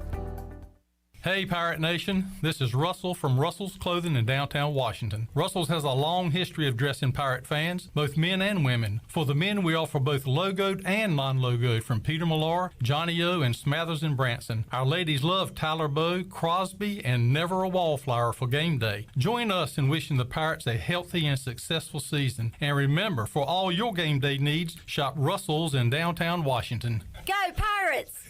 This is Stephen Igo. You've heard from me plenty on Pirate Radio Live and perhaps have read some of my work on hoistthecolors.net. Now, get an extension of our in-depth coverage on the Hoist the Colors podcast. From game previews to immediate post-game analysis to emergency podcasts for breaking news, we've got you covered. A cast of guest co-hosts from fans, former coaches, and other writers join me for 2 podcasts weekly to break down all things ECU athletics. Subscribe to Hoist the Colors now on Apple Podcasts, Spotify, or Google Podcasts. Greenville Utilities electric customers will soon be able to receive text notifications in the event of power outages. Enrollment is automatic, so make sure GUC has your cell phone number by signing into your account at GUC.com, then update the information in your user profile. Want to talk with someone instead? Call 252-752-7166 during business hours. 252-752-7166. Update us so we can update you. Visit GUC.com for more information. Great food, great atmosphere, and great service is Ottavola Market Cafe. Ottavola is simply a restaurant that focuses on that, being a great restaurant. There's something for everyone at Ottavola. The menu offers a variety of great choices like pastas, pizzas, sandwiches, soups, salads, and seasonal rotating selections. Lunch or dinner, Ottavola is always the right call. Call ahead and get Ottavola to go, or stop by the bar for a drink with friends. It's simple. Come and eat at Ottavola Market Cafe, Red Banks Road next to Food Lion, and OttavolaMarket.com. Ottavola, Pirates supporting pirates. This is Pirate Radio, WGHB Farmville, 1250 and 92.7 FM Greenville, WDLX Washington, 930 and 104.1 FM Washington.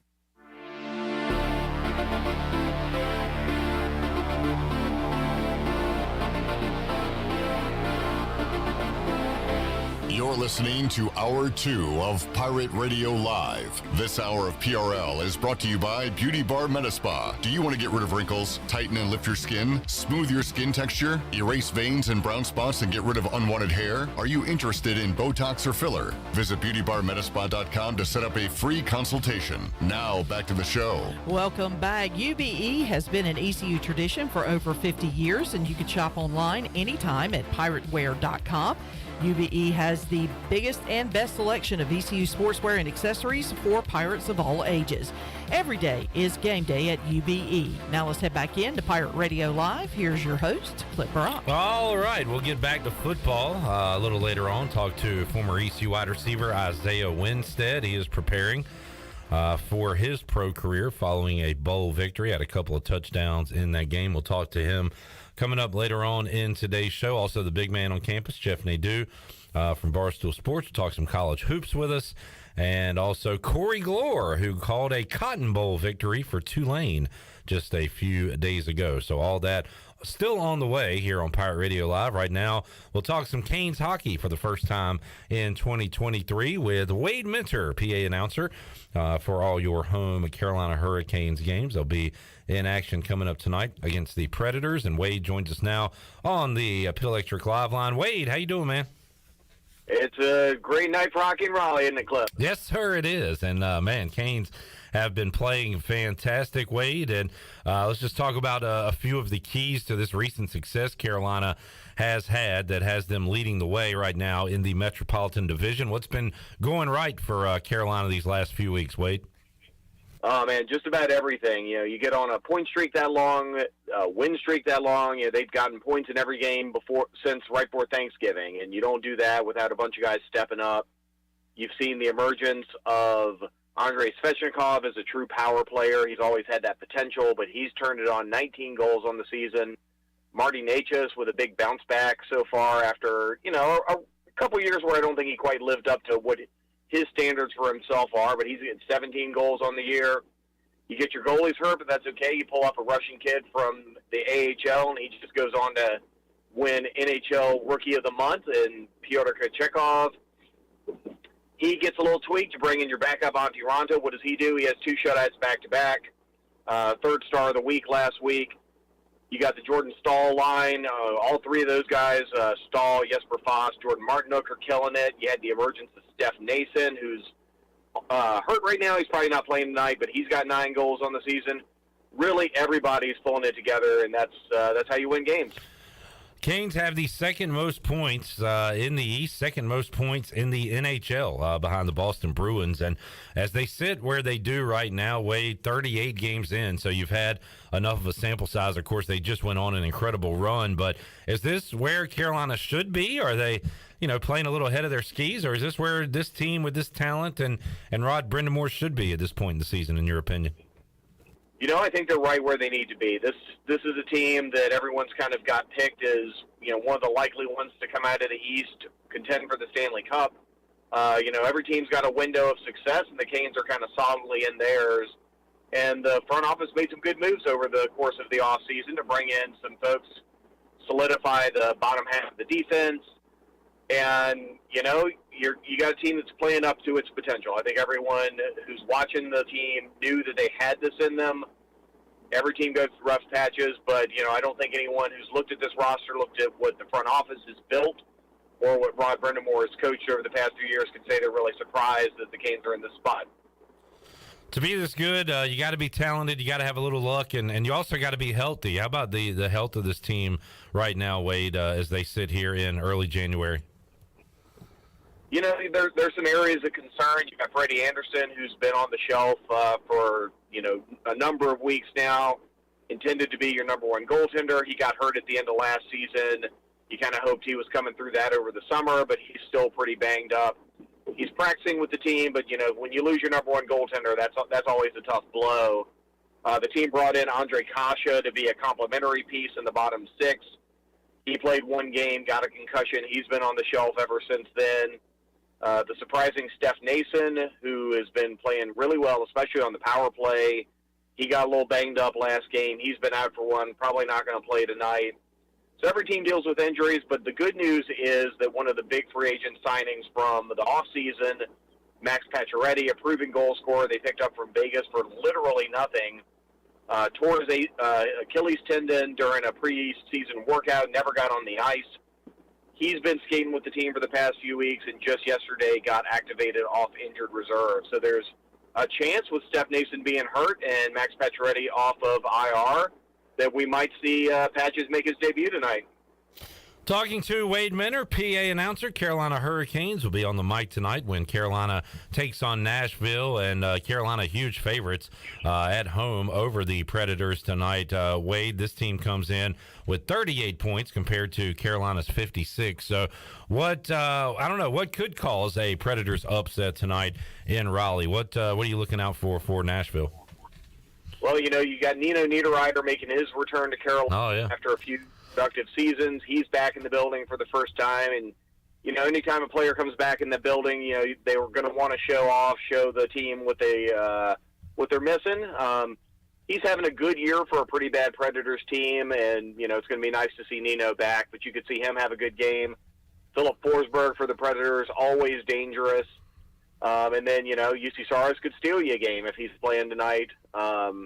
You can always get goalied. Every team's got a goalie who can win you a game, and the Nashville's no exception. Wade Minter joining us on the Pitt Electric Live Line. Wade, the Hurricanes really have been the talk of hockey with the streak they've gone on lately. But as you look around the NHL, what other headlines, stars, teams are standing out? What should we keep an eye on here as we head into the second half of the season here soon? Well, you certainly mentioned the Boston Bruins. They're an absolute wagon. Every year, I think, to myself, this is the year that Boston finally, the age catches up with them. They start to fall off. Every year I'm proven wrong, and they're just tearing it up this year.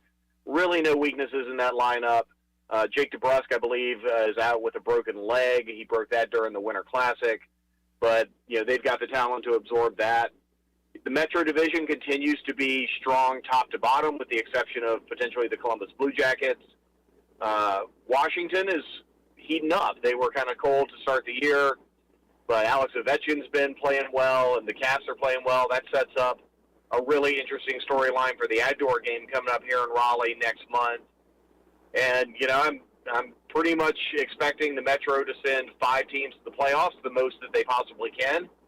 And that 6th team from the Metro that misses the playoffs will probably be a team that could make the playoffs in other divisions. So Canes playing in the toughest division in hockey, in the toughest conference in hockey, and they're doing well. So that bodes well for hopefully a good playoff run. Wade, I'm glad you brought that up. The Stadium Series coming to Raleigh, and it'll be out there at Carter Finley Stadium. So that's coming up in February. What's the date on that, Wade? I believe it's February 18th. It's whatever that Saturday is, and it's, I think, an 8 p.m. start. It's going to be broadcast nationally, I think, on ABC, if I remember correctly. They've moved the networks around a couple of times. But, yeah, it's a big deal for Raleigh.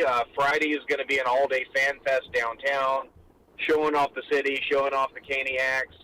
And then you're under the lights for one of the biggest games in franchise history, a real spotlight game for a team that's deserved the spotlight for a few years now and is finally getting it. That's really cool. Wade, will you be taking your indoor talents outdoors for that game? That's a NHL production. It's Canes production. So I will.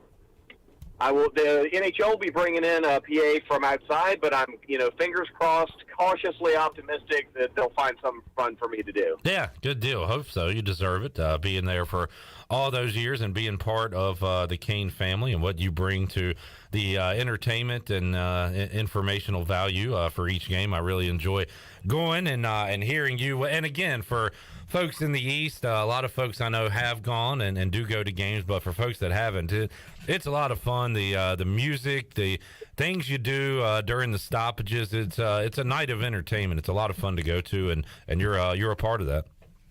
I appreciate that. Yeah, the game production team does a great job of making it a real fun event to go to. So if folks out, in Eastern North Carolina hadn't made the trip down to Raleigh, find a game, come out. It'd be a great time. We've got some that are starting a little earlier, so if you can, don't want to be out that late, make a trip for like a 4 o'clock, 5 o'clock game. Come check out, see what everybody's talking about. 7 o'clock tonight, it'll be the Canes taking on Nashville. Carolina has been awesome at home. They've been awesome overall here these last couple of months. Wade, always appreciate your time. We'll catch up with you later on in the season and talk more Canes hockey with you. Absolutely, Clip. Thanks for having me on. Hope the Pirate Nation's having a good time, and let's go Canes. There you go. There is Wade Minter joining us today on Pirate Radio Live. And, yeah, the Canes will have that outdoor game at Carter Finley Stadium coming up in February. That'll be cool. The nation's eyes will be on, and really, I guess, the world's eyes, too. A lot of eyeballs will be on that event coming up at Carter Finley Stadium next month. All right, let's take a break. When we return, we'll have more for you on Pirate Radio Live. We'll recap what went down in Minges last night. Hear a little bit from Mike Schwartz. Also later on this hour, we'll hear from the big man on campus, Jeff Nadu. Got a lot more to go on Pirate Radio Live here on a Thursday. Back with you after this.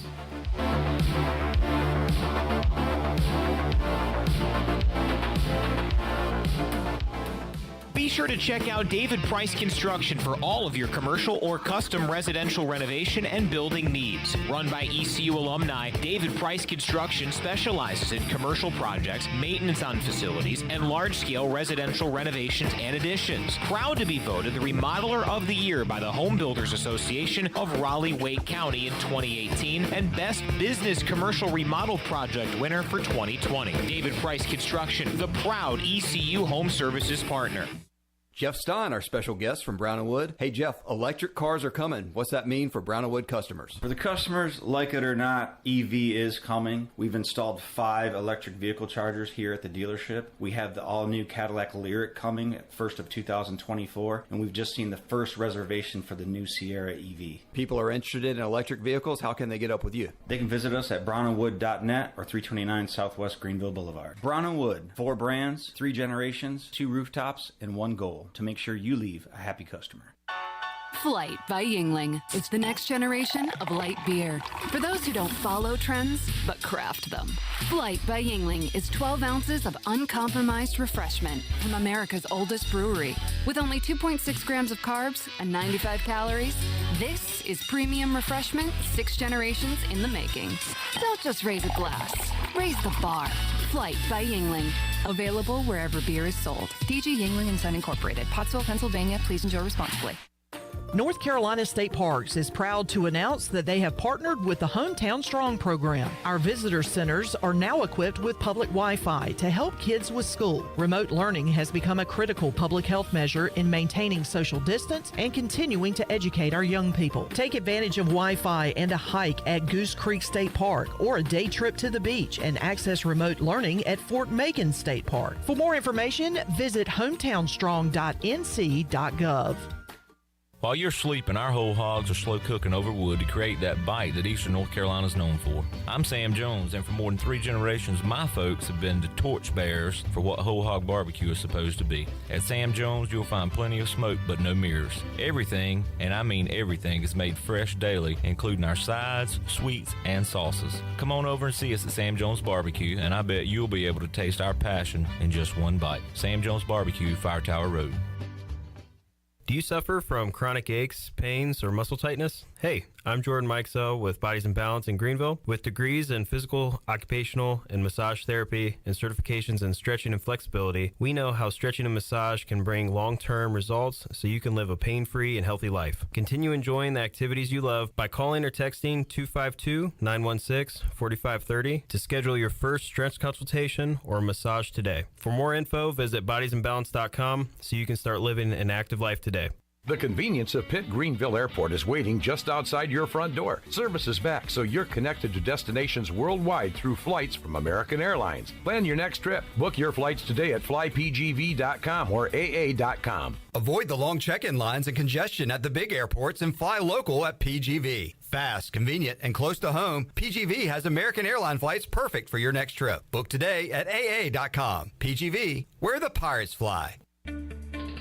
I'm Michael Vaughn with East Coast Grading and Utilities. Many of you know my dad, David Vaughn, and his work in putting in subdivisions all over Pirate Nation. But East Coast Grading and Utilities is not just for those type of big jobs. We're here for the homeowners. Whether it's concrete, driveways, hauling rock, or sand, whatever you need, East Coast Grading and Utilities can get the job done. Call us at 252-531-7494 or check us out on Facebook at East Coast Grading and Utilities. This is Keaton Mitchell, and you're listening to Pirate Radio, the voice of the Pirate Nation.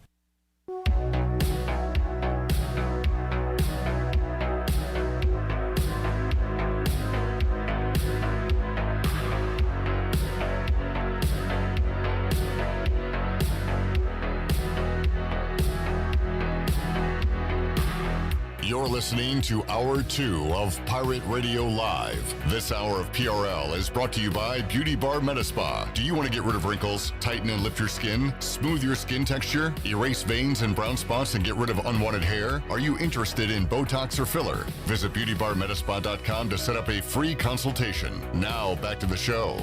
Welcome back. Fifth Street Hardware Restaurant and Tap Room is your favorite place in downtown Greenville for lunch, dinner, or drinks with friends. They serve lunch and dinner Tuesday through Sunday. Plus, they have brunch starting at 10:30 on Saturdays and Sundays. And you can follow Fifth Street Hardware and Hardware Restaurant on Instagram for the latest events and specials. And Fifth Street is right beside the State Theater in Uptown Greenville. Now let's head back into PRL. Here is Clip Brock. All right, the East Carolina football Pirates will open up the 2023 football season on the road in the Big House at Michigan. Jim Harbaugh is Michigan's head coach, and he just released a statement. And that statement says, I am aware of the rumors and speculation over the past few days. College and NFL teams have great interest in all of our personnel, from players to coaches to staff. And I truly believe that is a testament to the strength of our University of Michigan football program. As I stated in December, while no one knows what the future holds, I expect that I will be enthusiastically coaching Michigan in 2023. I've spoken with President and Athletic Director, appreciate their support of me and our program. Our mission as Wolverines continues. We are preparing for the 2023 season with great passion and enthusiasm. As our legendary coach, Bo Schembechler, said, those who stay will be champions. Those who stay will be champions. All right, that was the quote. Really, you can boil this down to one sentence in that statement. I'm going to be coaching Michigan until I'm not. While no one knows what the future holds, I expect that I will be enthusiastically coaching Michigan in 2023. Basically saying, we don't know what's going to happen. Yeah. I'll be coaching Michigan until someone comes in with a better offer, and then I won't be coaching Michigan. Yeah. So that was a whole lot of words to say. Nothing burger. We don't know what's going to be happening in the future. Saw Michael Silver, NFL reporter, quote tweeted that and said, Broncos Colts would be the most likely NFL landing places. Panthers less likely. So really, that's from Michael Silver. And there is a push to keep Steve Wilkes as head coach there, judging by his recent success with the team. But if you've got Steve Wilkes and Jim Harbaugh at your doorstep, David Tepper probably lets Jim Harbaugh in. Yeah, I was going to say it's tough to say no to Jim. And why not? He's had the track record of a lot of success in the NFL and getting a team to a Super Bowl. So there's some Jim Harbaugh news. Well, along with what East Carolina does this offseason, we'll certainly be keeping an eye on Michigan and the rest of the opponents on the 2023 ECU football schedule. Mike P., you knew Mike P. was going to get in with something. He said he's going to the NFL. He's just playing Jim Hardball to try to get more money. Shirley's on the phone. Sorry, Mike P. No rim shot for you. Jim Hardball to get more money. Well done, Mike P. All right. Last night in Minges, oh, man. There was a lot of boos going on. There were boos for Brandon Suggs in his return to Greenville. How about he goes into a game, immediately gets a foul for pushing off on Winston Tabbs. A lot of chirping. I think I saw a few smiles, maybe some friendly chirping, maybe some not so friendly chirping. I believe Brandon Johnson may have delivered the ball to Brandon Suggs after scoring, and Suggs was about to take it out of bounds, and Brandon Johnson said, here's the ball, in a emphatic motion. So definitely some back and forth between Brandon Suggs and his former Pirate teammates last night in Minges Coliseum. The Boo Birds were on Brandon. The Boo Birds were on the officials. And I made it my New Year's resolution to not curse at officials inside of Minges Coliseum. And I'm proud to say I'm 1 for 1 on that. I did not say any cuss words out loud in Minges Coliseum last night. I booed a few times. I said the word weak a few times. I said, what are you doing? I said things like that. But I did not lose my cool in Section 213. I was very pleased with all the booing at the refs around me, though. I just sat back and smiled and said, welcome to my world. Good to hear from you. Welcome, Pirate Nation. Boo these refs. I did see on social media a picture of you you weren't sitting, you were actually standing, but you were standing smugly. Late in the game, my parents had just cleared out, and I had a whole row to myself. So I was standing up. It didn't look like there was. Well, I did see Chandler sitting in front of you, but yeah, just again, free throws, missed shots at the rim. Just they're contested layups. They're tough, but D1 AAC got to make them, got to finish. And East Carolina did not do that last Wednesday in the narrow loss to Temple. They didn't do it last night in the narrow loss to a pretty good UCF team. Great execution at the end of the game by the Pirates. They decided, and we'll hear Mike Schwartz in a moment, they decided Brandon Johnson, 6 seconds left, I want to say, went to the line, down 4, hit the first. You could have hit another free throw, fouled immediately, and maybe got the ball back down 2, 3, or potentially even 4, ball game over at that point. They decided to miss the free throw, try to get a rebound, get a shot off. Well, they did.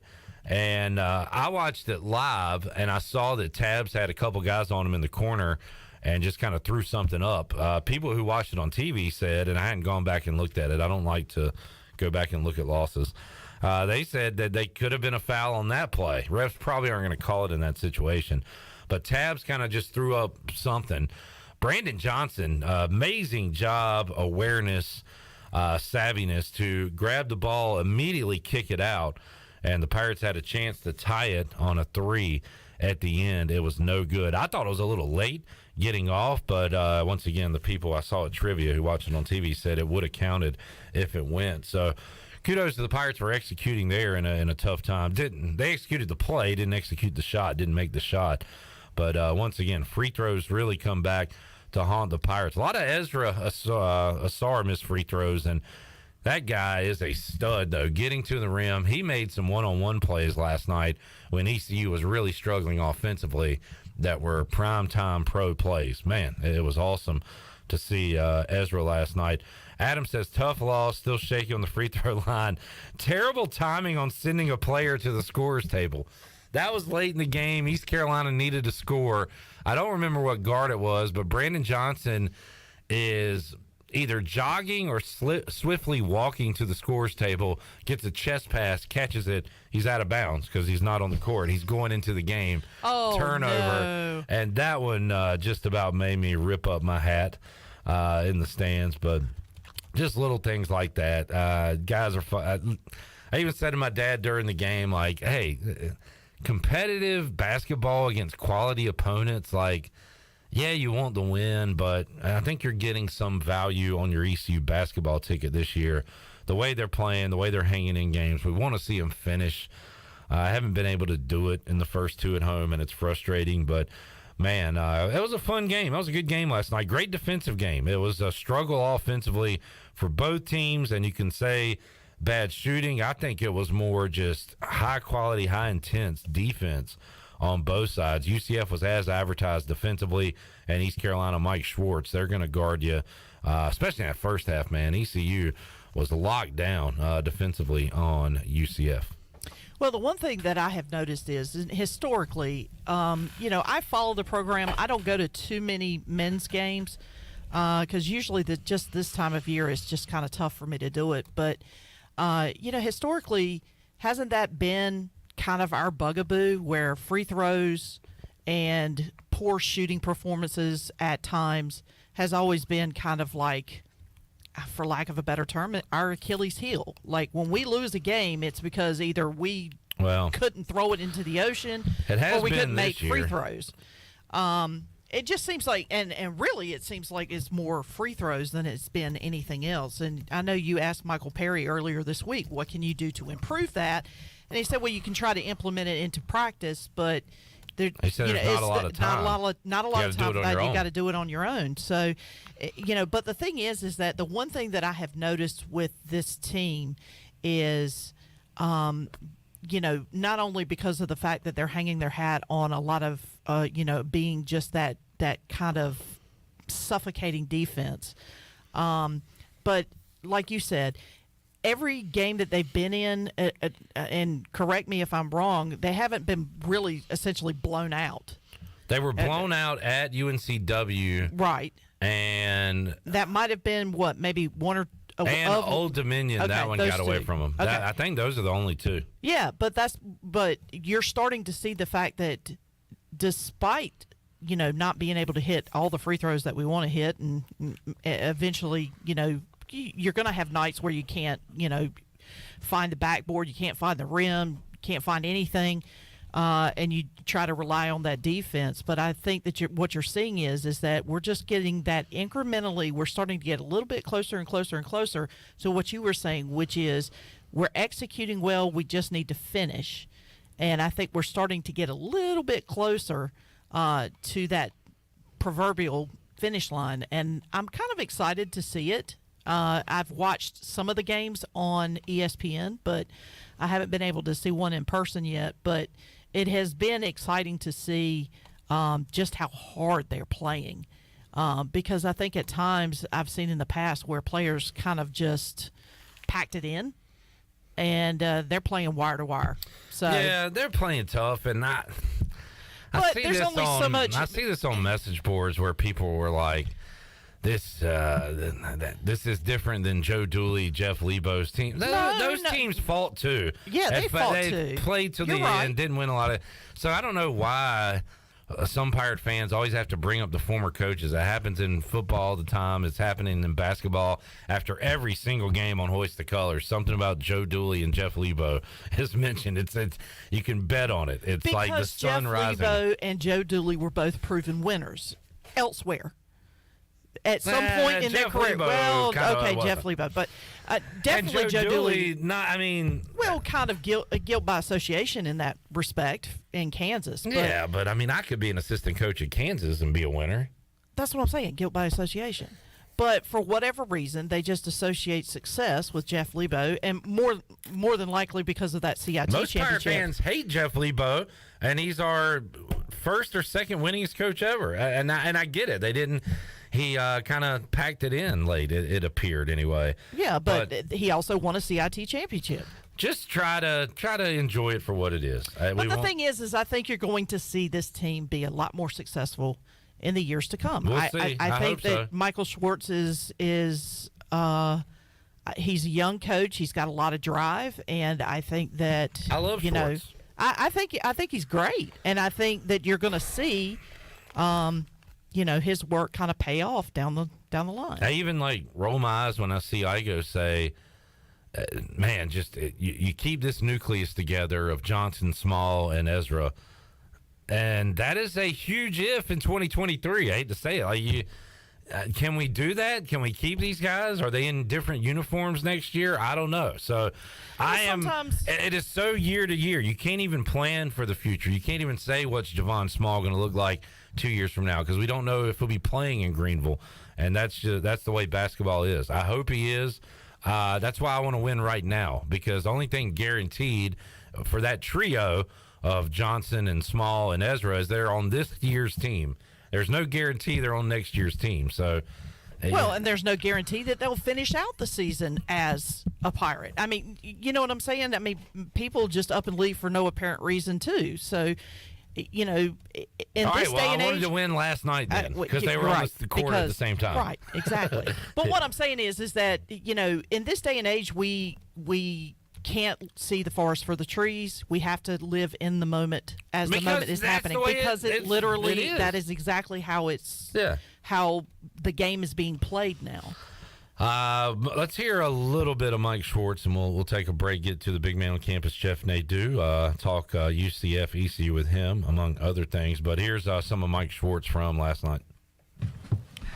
Great respect for Coach Dawkins and the Central Florida program. I thought the difference in the second half was the 9 offensive rebounds that they had. I thought we did a good job in the first half, keeping them off the glass, or at least working towards doing that. We knew that was a big piece of the game. And then obviously C.J. Kelly was terrific right from the tip with the 3-point ball in the first half. And in the second half, really driving down the lane and getting to the rim and making his free throws. Questions?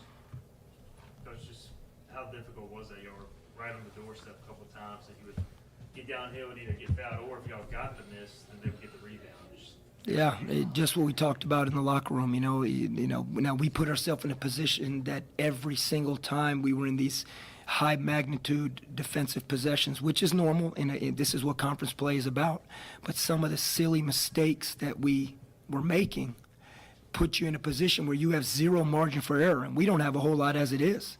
And so now you're in a position where you need to get a stop, and when you do get a stop, late game. We went with a little bit more aggressive press. We wanted to force a quick shot. We were fortunate enough that they missed it. We don't get the rebound. We got a big stop in a one-possession game. We don't get the rebound, and they put it back in. So, again, I really believe that that was a huge part of the second half. Their ability, I don't think we were very good or as good as we needed to be in the second half defensively. Surely not as good as we were in the first half.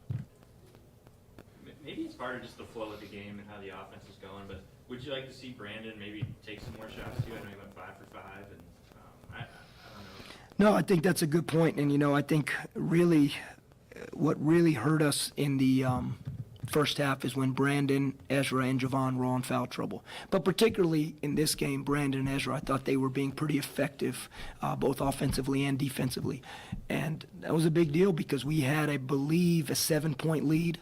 And Brandon and Ezra both have to check out of the game with 2 fouls. And I contemplated keeping him, but this was a highly emotional and a very physical game. And I kind of saw this game coming down to the second half, and I thought that Brandon and Ezra, that we could maintain. And they went on a 5-0 run during that last stretch. So we had, I think, a 2-point lead at halftime. So I think foul trouble took a little bit away from Brandon in the first half. And then Central Florida is one of the elite defensive teams, not only in the conference, but in the country.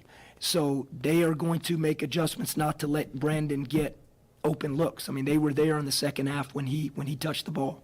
And we're continuing to express Brandon to be aggressive, and he's doing that.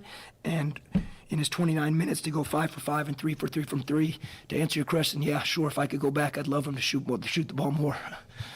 Brandon Johnson, a marked man in the second half, and Javon Small was a marked man from tip-off last night. He was not actually on the court at tip-off because he and Javon Walker missed a breakfast meeting, according to Mike Schwartz. He talked about that last night in the post-game, so their punishment was not starting last night.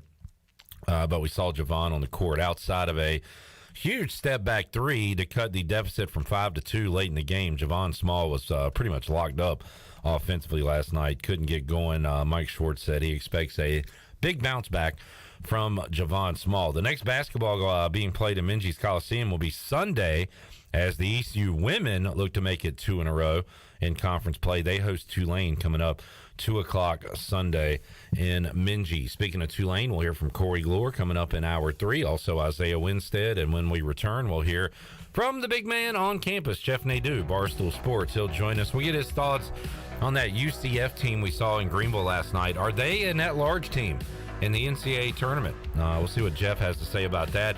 He loves the card tonight for college basketball. Thursday night, not usually a great night for college basketball, but some good games tonight. We'll talk that, college football national championship, a little NFL as well, with Jeff Nadu when we return after this.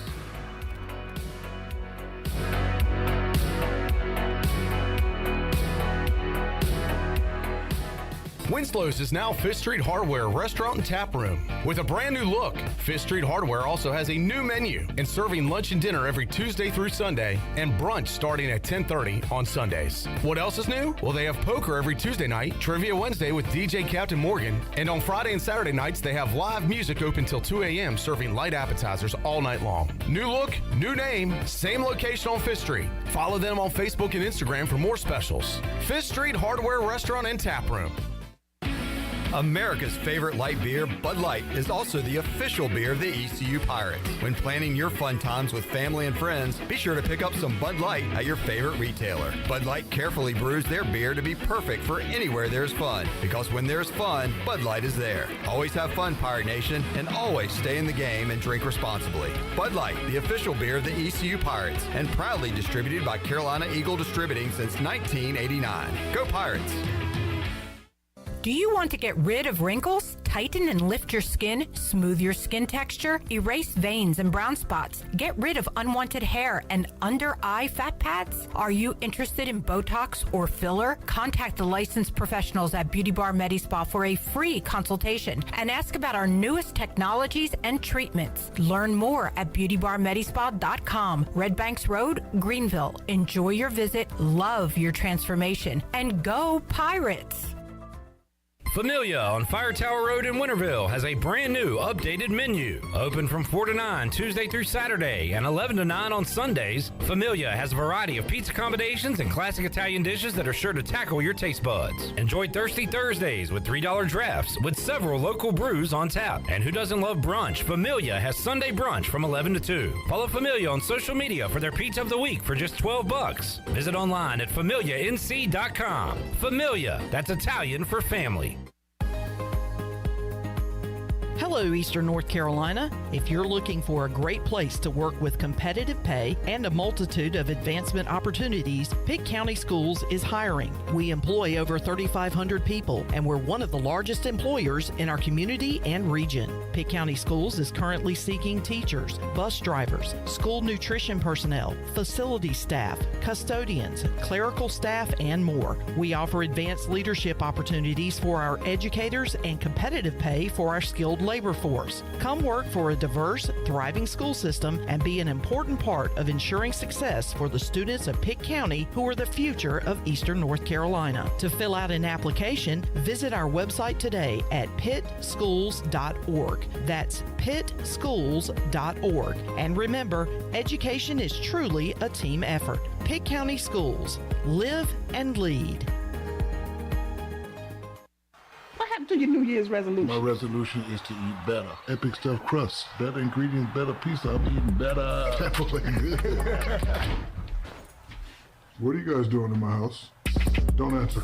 I thought you said you wasn't coming back. Hey, Pirate fans, Papa John's is the MVP move for game day or any day. Place your order online at papajohns.com and sign up for Papa Rewards. Papa John's, better ingredients, better pizza. Go Pirates!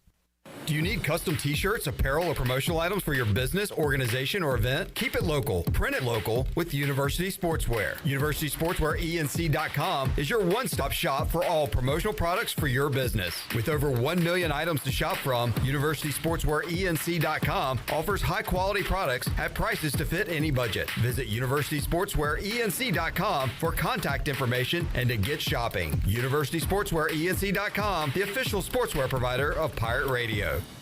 Hi, this is Phil Steele of Phil Steele's College Football Preview Magazine, and you're listening to Pirate Radio, the voice of Pirate Nation.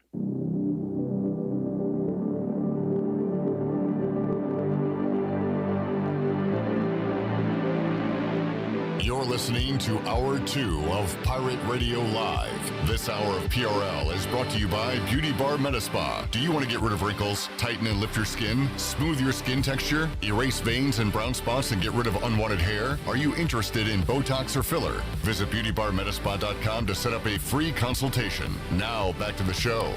Welcome back, and for the latest breaking news, interesting stories, and awesome contests that can make you a winner, be sure to follow Pirate Radio on our social media. You can follow us on Facebook, Twitter, and Instagram at PR927FM. You can join the over 61,000 followers today at PR927FM. Now let's head back into the show. Here's a clip. There's a live Buffalo Bills press conference being shown right now on NFL Live on ESPN, and I'm not listening to it, Josh Allen, Sean McDermott talking, but there is a headline that says, and now they just took it away, but DeMar Hamlin's situation improving but still in critical condition. As a matter of fact, I was looking at some updates, and they said that he was awake and was able to respond by squeezing the hands of his relatives that were at his bedside. And he said that he communicated with the doctor, and his first question, I don't know if it was his first question, but the question that he wrote on a piece of paper was, "Who won?" And the doctor said, and I quote, "You won. You won at the game of life," end quote. So it seems like everything so far is progressing in a positive manner. So that's great news to hear. All right, let's talk some college hoops, some college football, a little NFL as well with the big man on campus, Jeff Nadu. Barstool Sports joins us for the first time in 2023. Big man, how you doing today?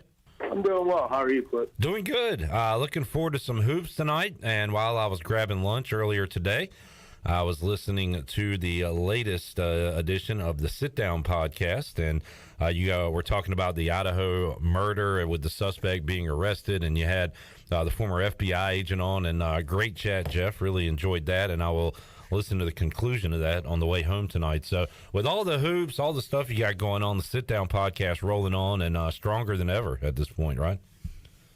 Yeah, very happy. Everything's kind of figured itself out. You know, we got a great college hoops card tonight.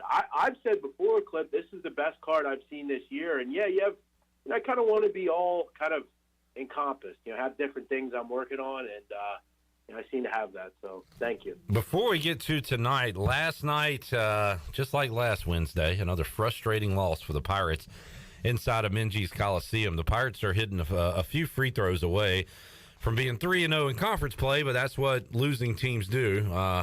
Talk about what ifs. The reality is East Carolina 1-2 in league play after losing to UCF last night. The Knights are interesting, Jeff.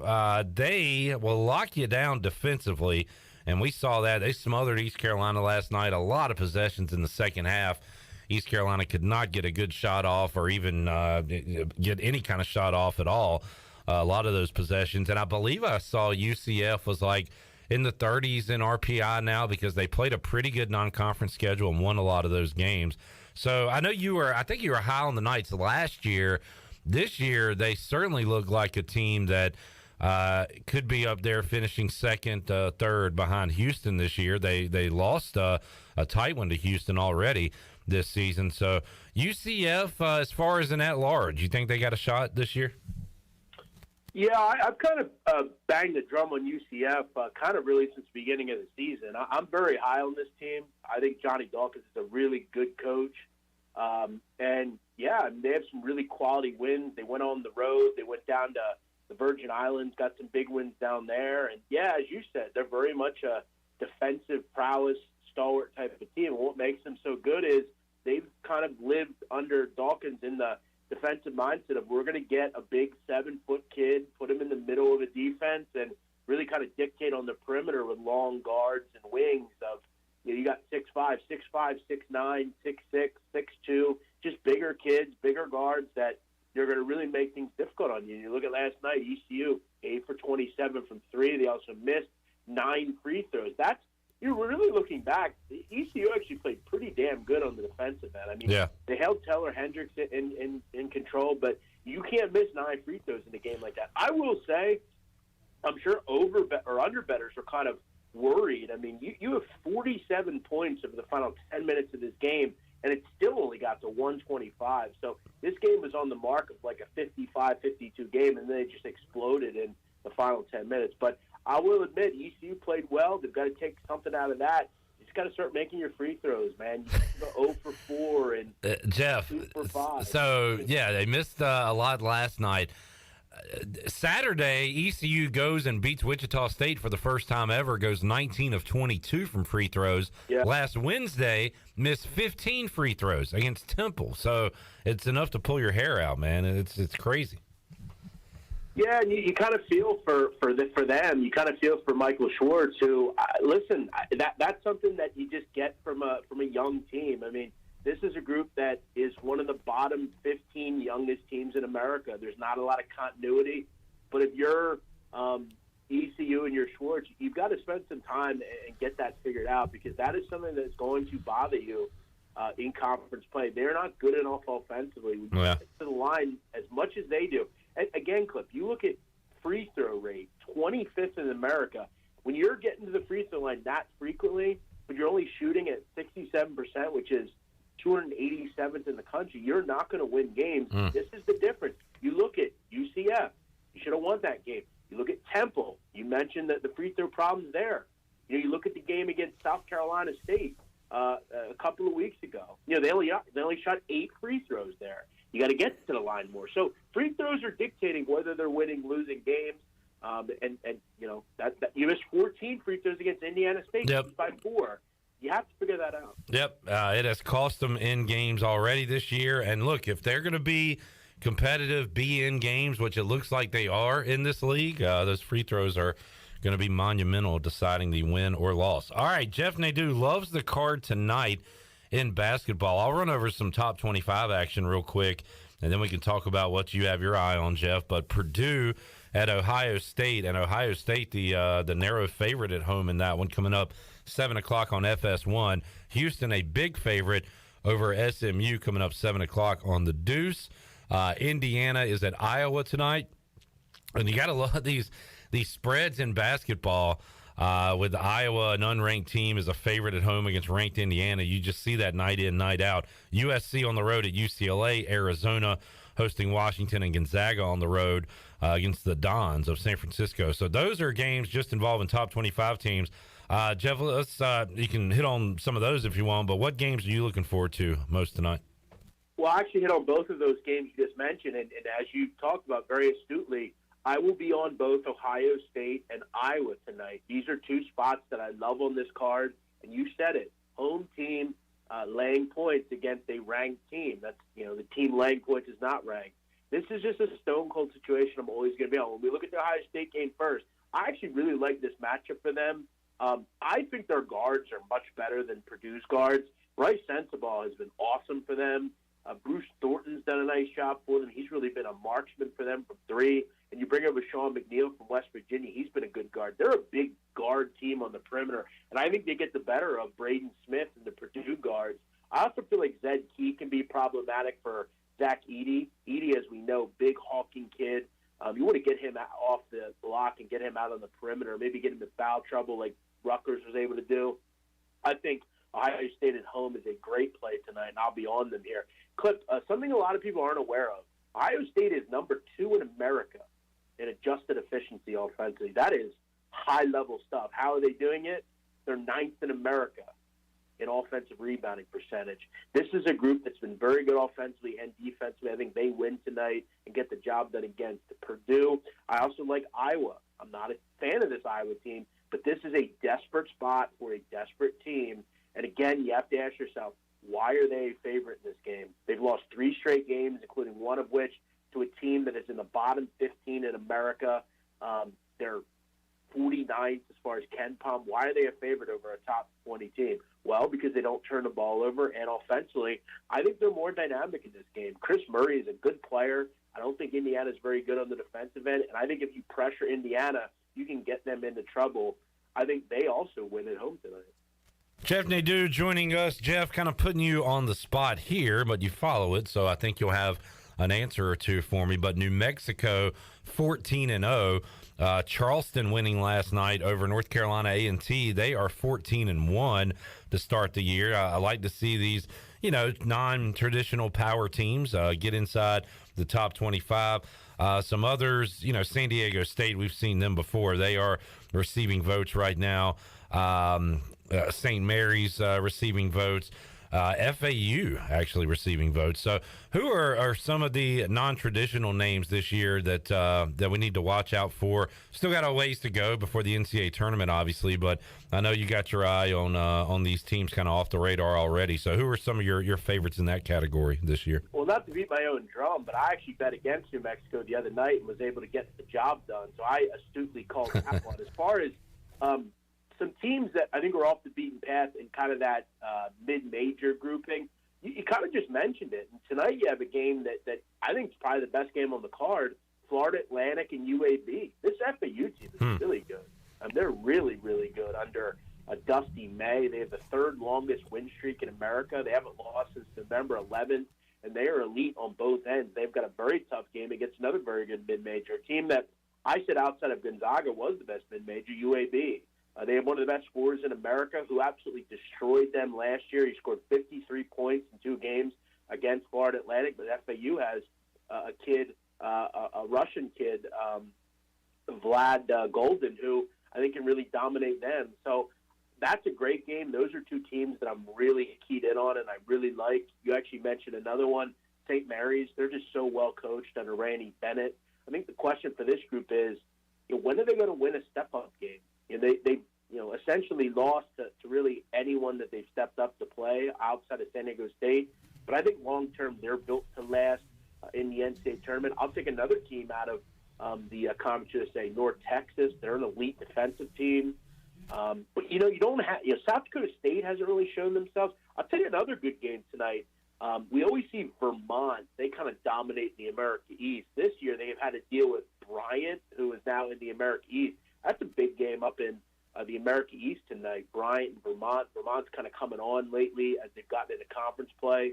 Also in the MAC, Kent State. They're very good as well. Jeff Nadu rattling off some teams to keep an eye on off the beaten path as he likes to get into the weeds when it comes to college basketball.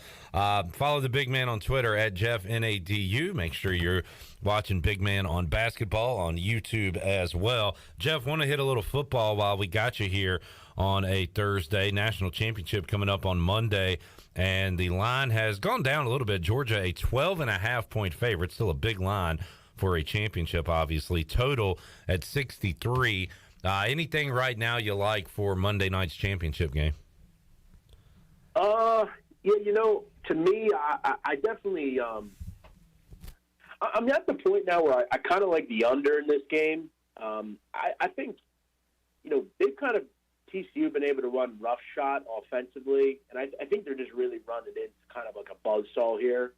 And again, I know Georgia's really good on offense, but I don't know if they're going to score 40 in this game either. So I feel like, to me, this game kind of screamed Georgia and the under.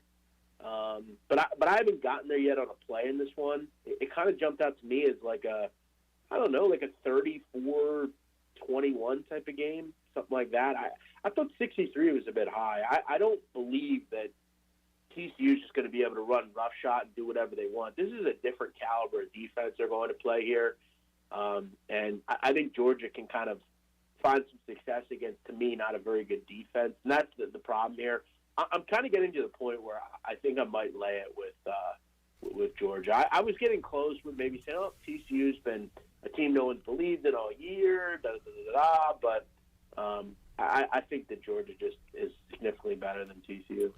Jeff, any concerns with your Birds? With Jalen Hurts being out the last couple of weeks, they're going to obviously try to get him back in, get ready for the postseason. But any concern with Philadelphia as they still, control that number one, but now they need to win.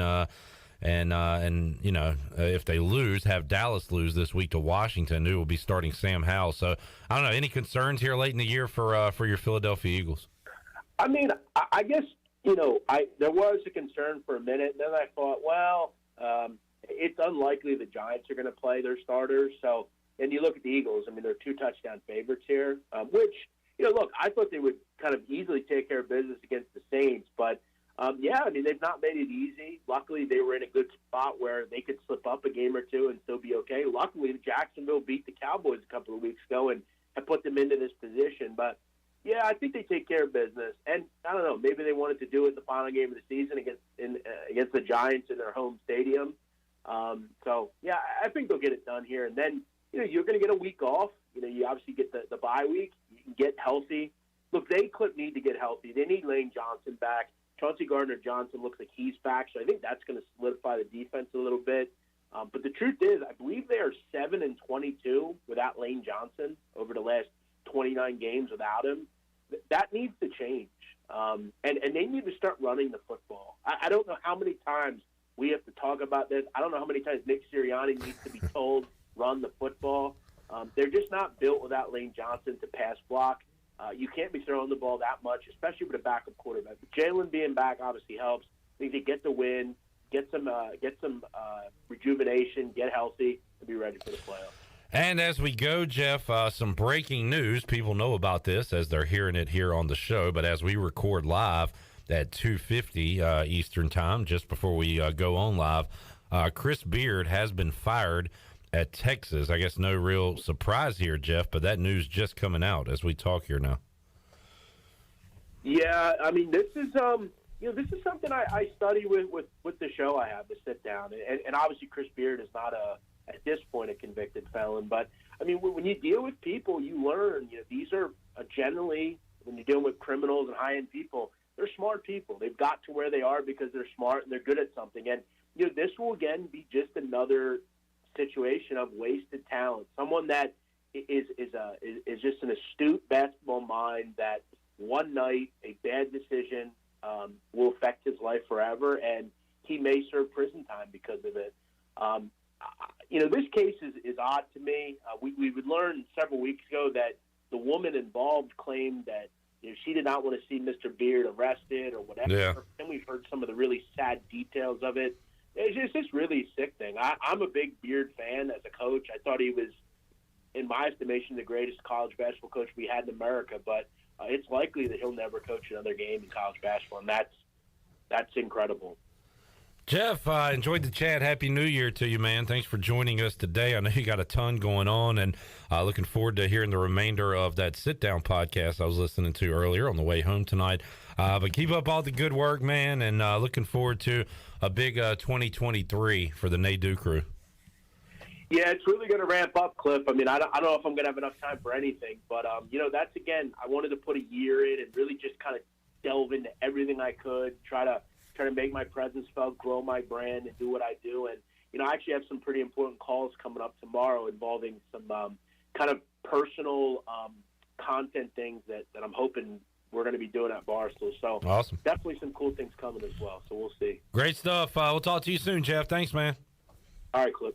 See ya. Jeff Nadu, Barstool Sports, joining us on this Thursday edition of Pirate Radio Live. We'll take a break, come back when we return. Big Hour 3, because we got Corey Gloor, we got Isaiah Winstead, we've got a giveaway for you. Fresh off the presses, some Familia gift cards that Chan Man just went and picked up.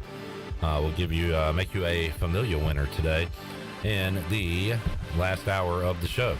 More to go. Pirate Radio Live. Back with you after this.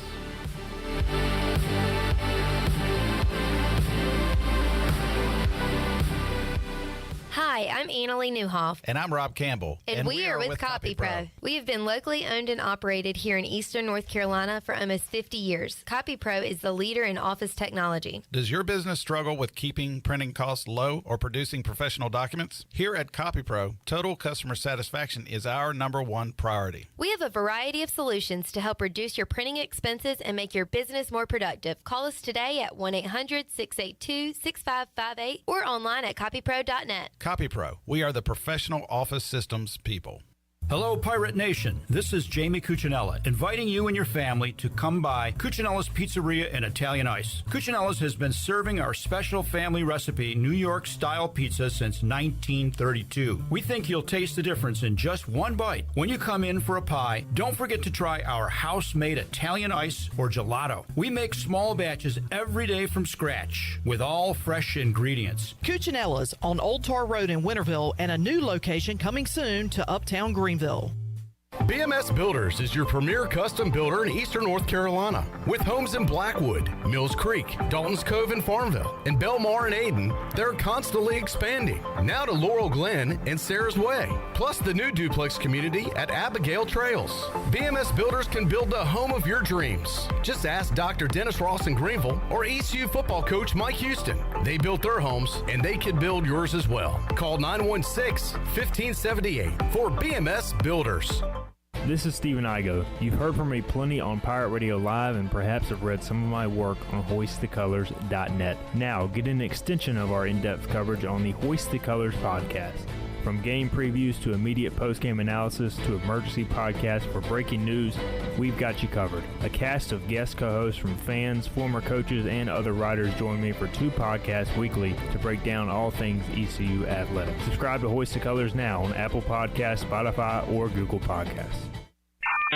You've had your new computer a few years now, but lately it's been running super slow, acting strange, and you're worried about viruses and losing data. This is driving me mad! Let the experts at University PC Care in Greenville and New Bern professionally diagnose your Mac or PC to see what's really going on. They'll determine the root cause and not just symptoms, so you don't waste money fixing the wrong issues. Call 252-558-1280 for in-store or remote service, or make an appointment online at universitypccare.com.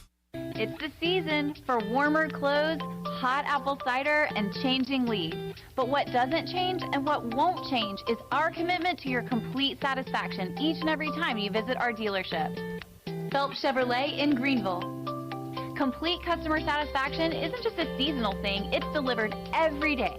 That's why we are the place to find your next truck or SUV. Come in and get you one. Phelps Chevrolet. Visit today or see us on the web. Greenville's newest sports bar is officially open. Coco's Sports Bar, located in the old Professor O'Cool's location right off of Greenville Boulevard, has daily specials, including $2.50 aluminum bottles on Tuesdays and $1 wings on Wednesdays. Along with their great food, Coco's has great entertainment for you and the crew to enjoy with karaoke on Thursdays, a live DJ on Fridays, and live music every Saturday night. Check out Coco's Sports Bar on Facebook for the latest information on menu items, drinking lunch specials, and more. Go Pirates! Hey Pirate Nation, this is Holt Naylors for my friends at ArcPoint Labs. Just as I trust my teammates, you can trust ArcPoint Labs to give you quick and accurate results for your laboratory testing needs. ArcPoint Labs provides insights and solutions to enable individuals, businesses, and communities to make informed decisions on their health, safety, and well-being. Visit any of the 6 Eastern North Carolina ArcPoint Labs locations or go to arcpointlabs.com. Go Pirates! This is Pirate Radio, WGHB Farmville, 1250 and 92.7 FM Greenville, WDLX Washington, 930 and 104.1 FM Washington.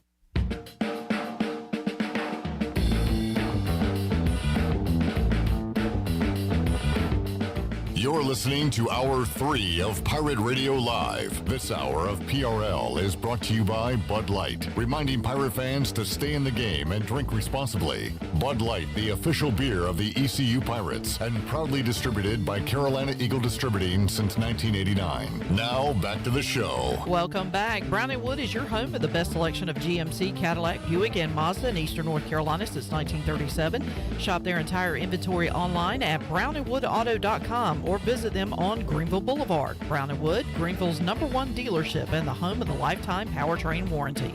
Now let's head back in to Pirate Radio Live. Here's your host, Clip Rock. Back with you at Pirate Radio Live. I always like to see like big, tough athletes and people like look up to them, but then they get starstruck and look up to other people. So LSU beat the brakes off of Purdue in the Cheez-It Citrus Bowl 63-7. So blowout, wasn't close, mashed them. But I saw a video just now on Twitter after the game. All these Louisiana boys are going up to Drew Brees, who helped Purdue during their bowl preparation. And it looks like a Drew Brees kids football camp. They're all going up to him, and they're asking for autographs. And, like, this guy, Joe Faucha, I guess is his name, LSU player. And he tweeted, in this moment, the little kid from New Orleans came out of me. It was an honor meeting the GOAT who won us our first Super Bowl. And so he's talking to Drew Brees. He gets him to sign his gloves. And then he's like, hey, sign my jersey, sign my jersey. And Drew Brees is like, are you serious? And he's like, yeah, sign my jersey, sign my jersey. And he signs his jersey, and the kid says, man, I'm going to tell my kids about this. I beat Drew Brees. I just beat Drew Brees. Like, he's celebrating. And then, like, 4 more LSU guys are lined up to meet their hero from when they were kids. So it was a pretty cool moment as Drew Brees, Purdue quarterback, helping him coach, just got ripped apart by some LSU boys, and all they want to do is go meet Drew Brees and get autographs. So it was pretty neat after the game. And it's funny because that happens in the NFL right now with Tom Brady. Yep. Like there's the players Bucks get hammered, and then they go up to Brady after the game. After the game, like I've seen videos of, like, especially these young guys, these rookies, or maybe like 2 or 3 year guys, go up to Tom and say, yeah, like, and they'll say to Tom, like, yeah, I was born the year you came into the NFL. And he's you like, played no, with my daddy. Yeah, you played with my dad. You know.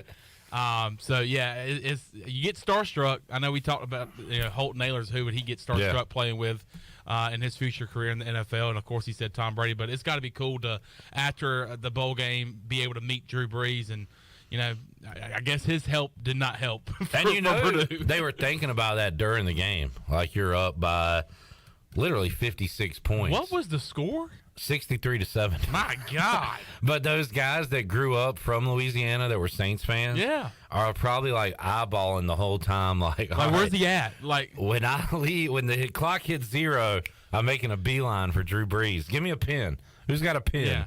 And I don't know. It's pretty cool to see.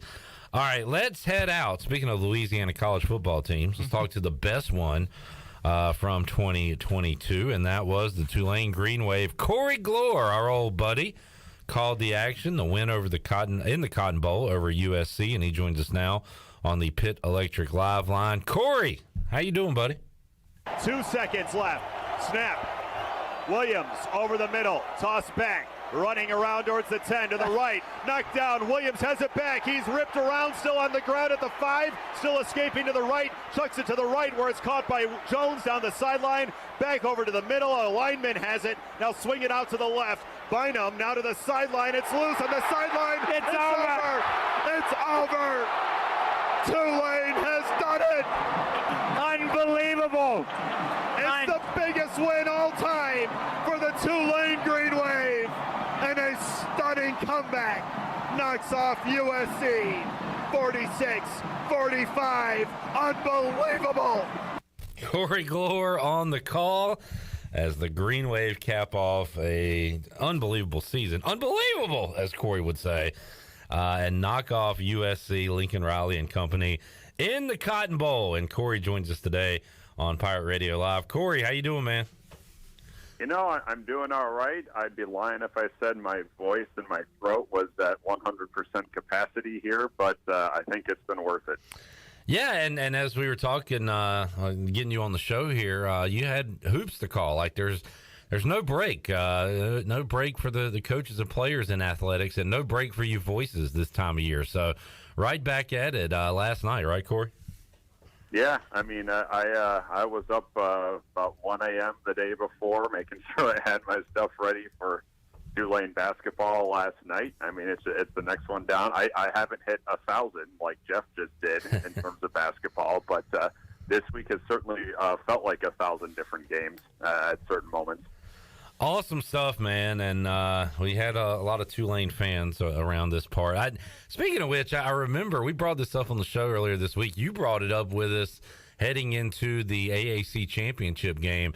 Tulane took care of East Carolina, really made a high-scoring East Carolina offense for the most of the season look bad, and a 9-point output when the Green Wave beat them earlier this year at Yulman Stadium. And you actually called into the fifth quarter, and none of us wanted to hear it at the time, myself included, that, hey, Tulane's a good football team. They got a good defense. Everybody, relax. You'll have a good year. Nobody wanted to hear you say that at the time, Corey, but it looks like your words turned out to be true after seeing what Tulane was able to do the rest of the way. Clip, you have known me now for almost 7 years. Have I ever lied to you? Not that I can recall. You are an honest man, Corey Gloor. I mean, it's now, did I know what was on the horizon after that week 6 win over East Carolina? No, I did not envision this, certainly. But I knew that there was certainly the building blocks of something good there and something potentially contending in the American good.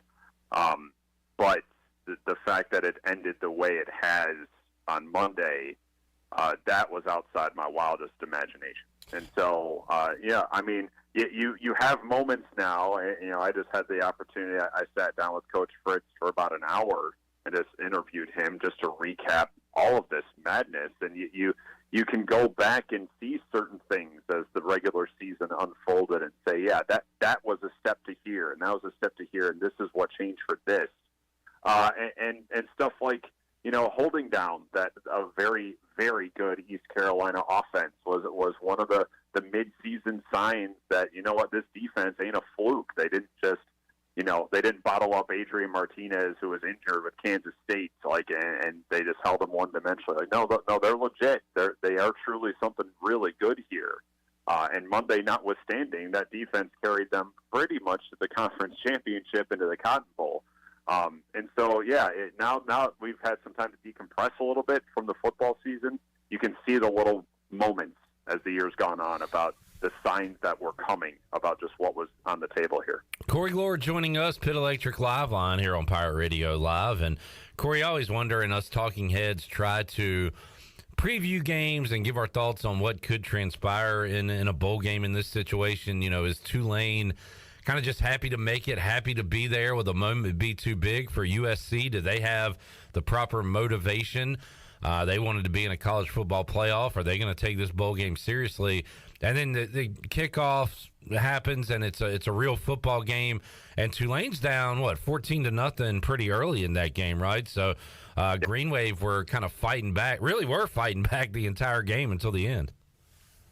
Yeah, I mean, I think in a game like this, when it's a group of 5 team, the one that crashes into year 6. The common national storyline and the question is, well, what will that power team, what will their interest be playing a team like this? And the other layer added on top of that was that USC was, a half away from being in the playoff. And so that added another element to this game where, USC wasn't just not going to the playoff, they weren't going to the Rose Bowl. And so was that interest going to be there? I think that stuff can get overblown, and it usually kind of the tires get pumped on that by, I think, kind of national talking heads when I talk about these big-time programs. Because in reality, these are kids, and they're playing football, and they're going to go out there, and they're going to play the dang game. And I think, once Caleb Williams made it clear that he was going to play, hamstring healthy or not, that should have absolved any sort of doubt that USC lacked interest in the game. Fans might have on the USC side. Tulane did outdraw USC in that game. Wow.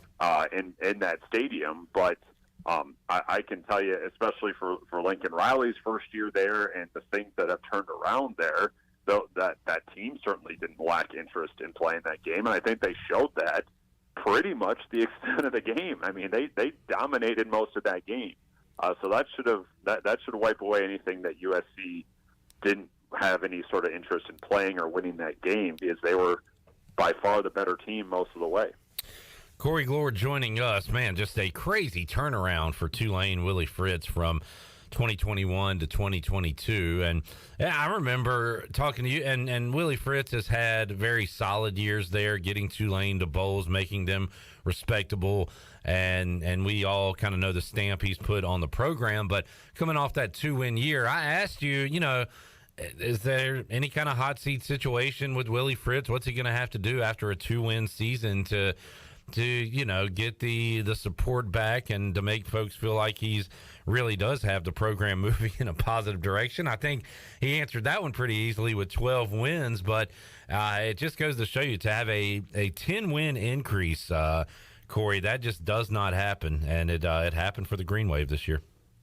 No, and he has been now somewhat public in the last couple of days about thanking people within the university supporting him after last year, because there was a little bit of fire. There wasn't a ton, because I think everyone was on the same page with everything that swirled around the program last year that was outside of their control. That just, it never had a chance. It never had a chance to be anything successful on the field. You're talking about natural disasters, injuries, things like that?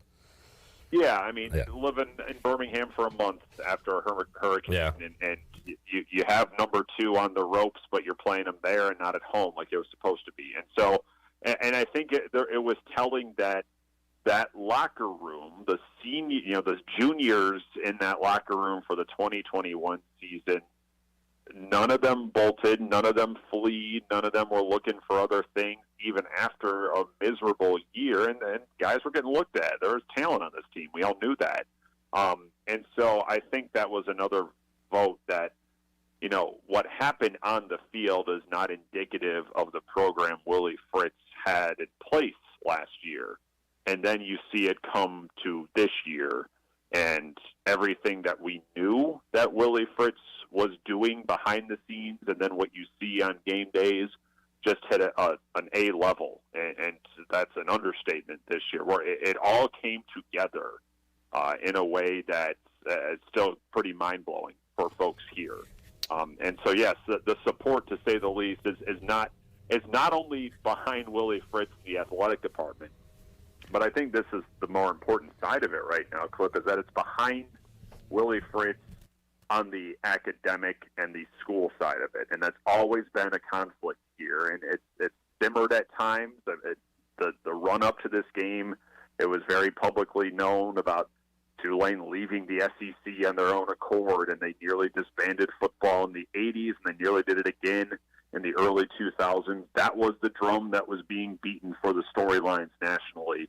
Well, this has put everyone on the same page about what athletics can do for a high prestigious academic university. And so that I think might be the biggest breakthrough of them all, not just 12 wins here this year.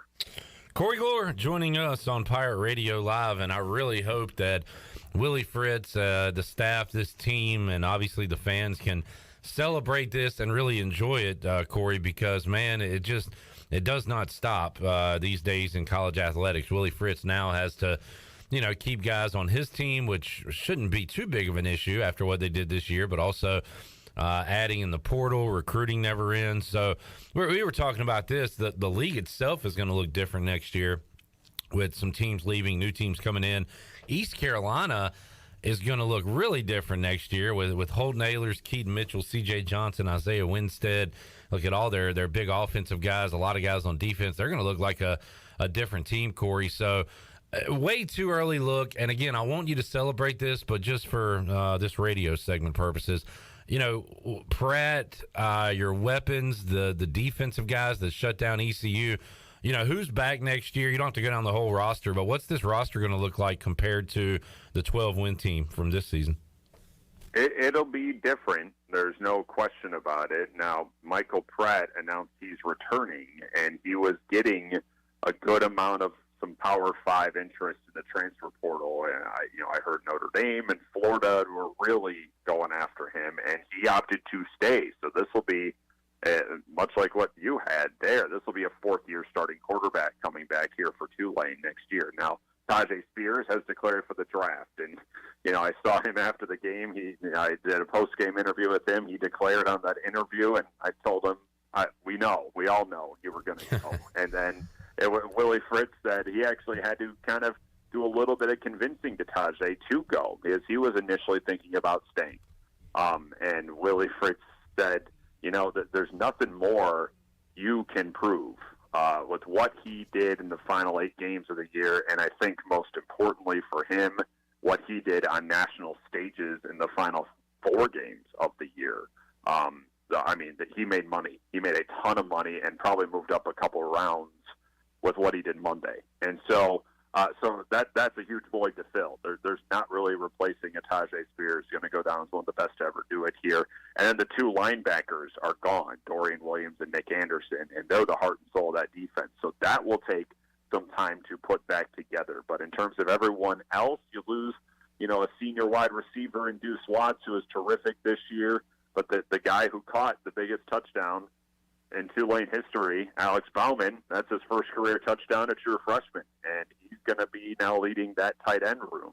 And so I think where Tulane is now, Clip, is that it was a senior-laden roster. There's no way around that. But what has been established here is a player leadership element to this team where there are guys ready to take the baton for the ones that are leaving. I don't know if that'll translate into a conference title and a New Year's Six again next year, but I'd be hard-pressed to find a big step backward, even though some of these key pieces are leaving.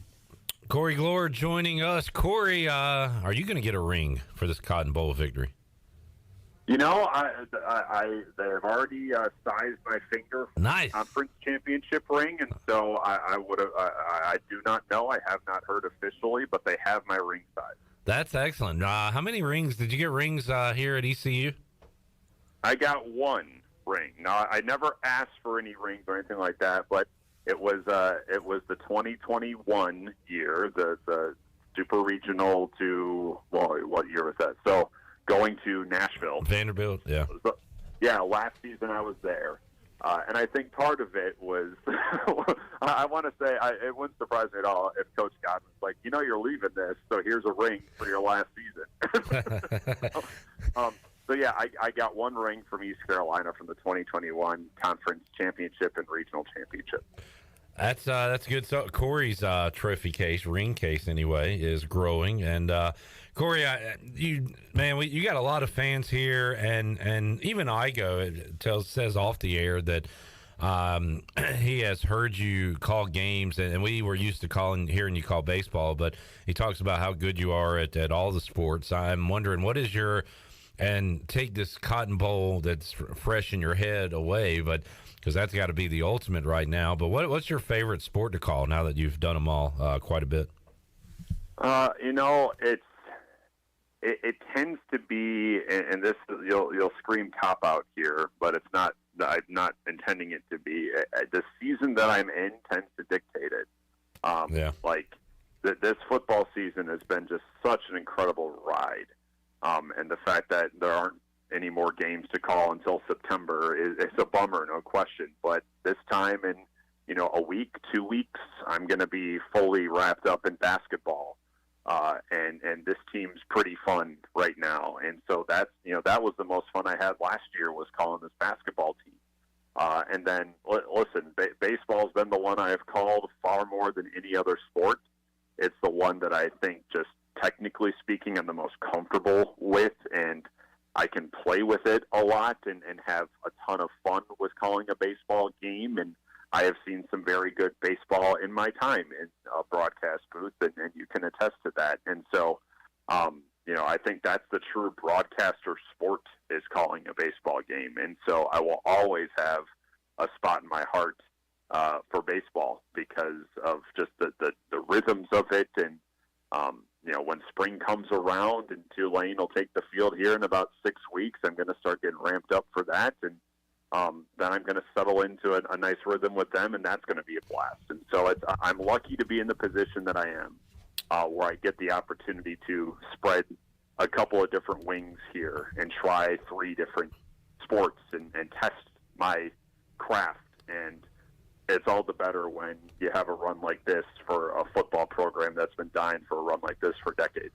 Yeah, awesome stuff. Corey Gloor joining us on the Pitt Electric Live Line, Ron Hunter's team, and we'll see how it turns out. Kind of a non-conference record you would thought would have been a little better, but I remember telling Igo last show we did before the break that just wait till Tulane gets into conference play. They'll start winning games. Right now, 2-1 in league play after a win over struggling Tulsa.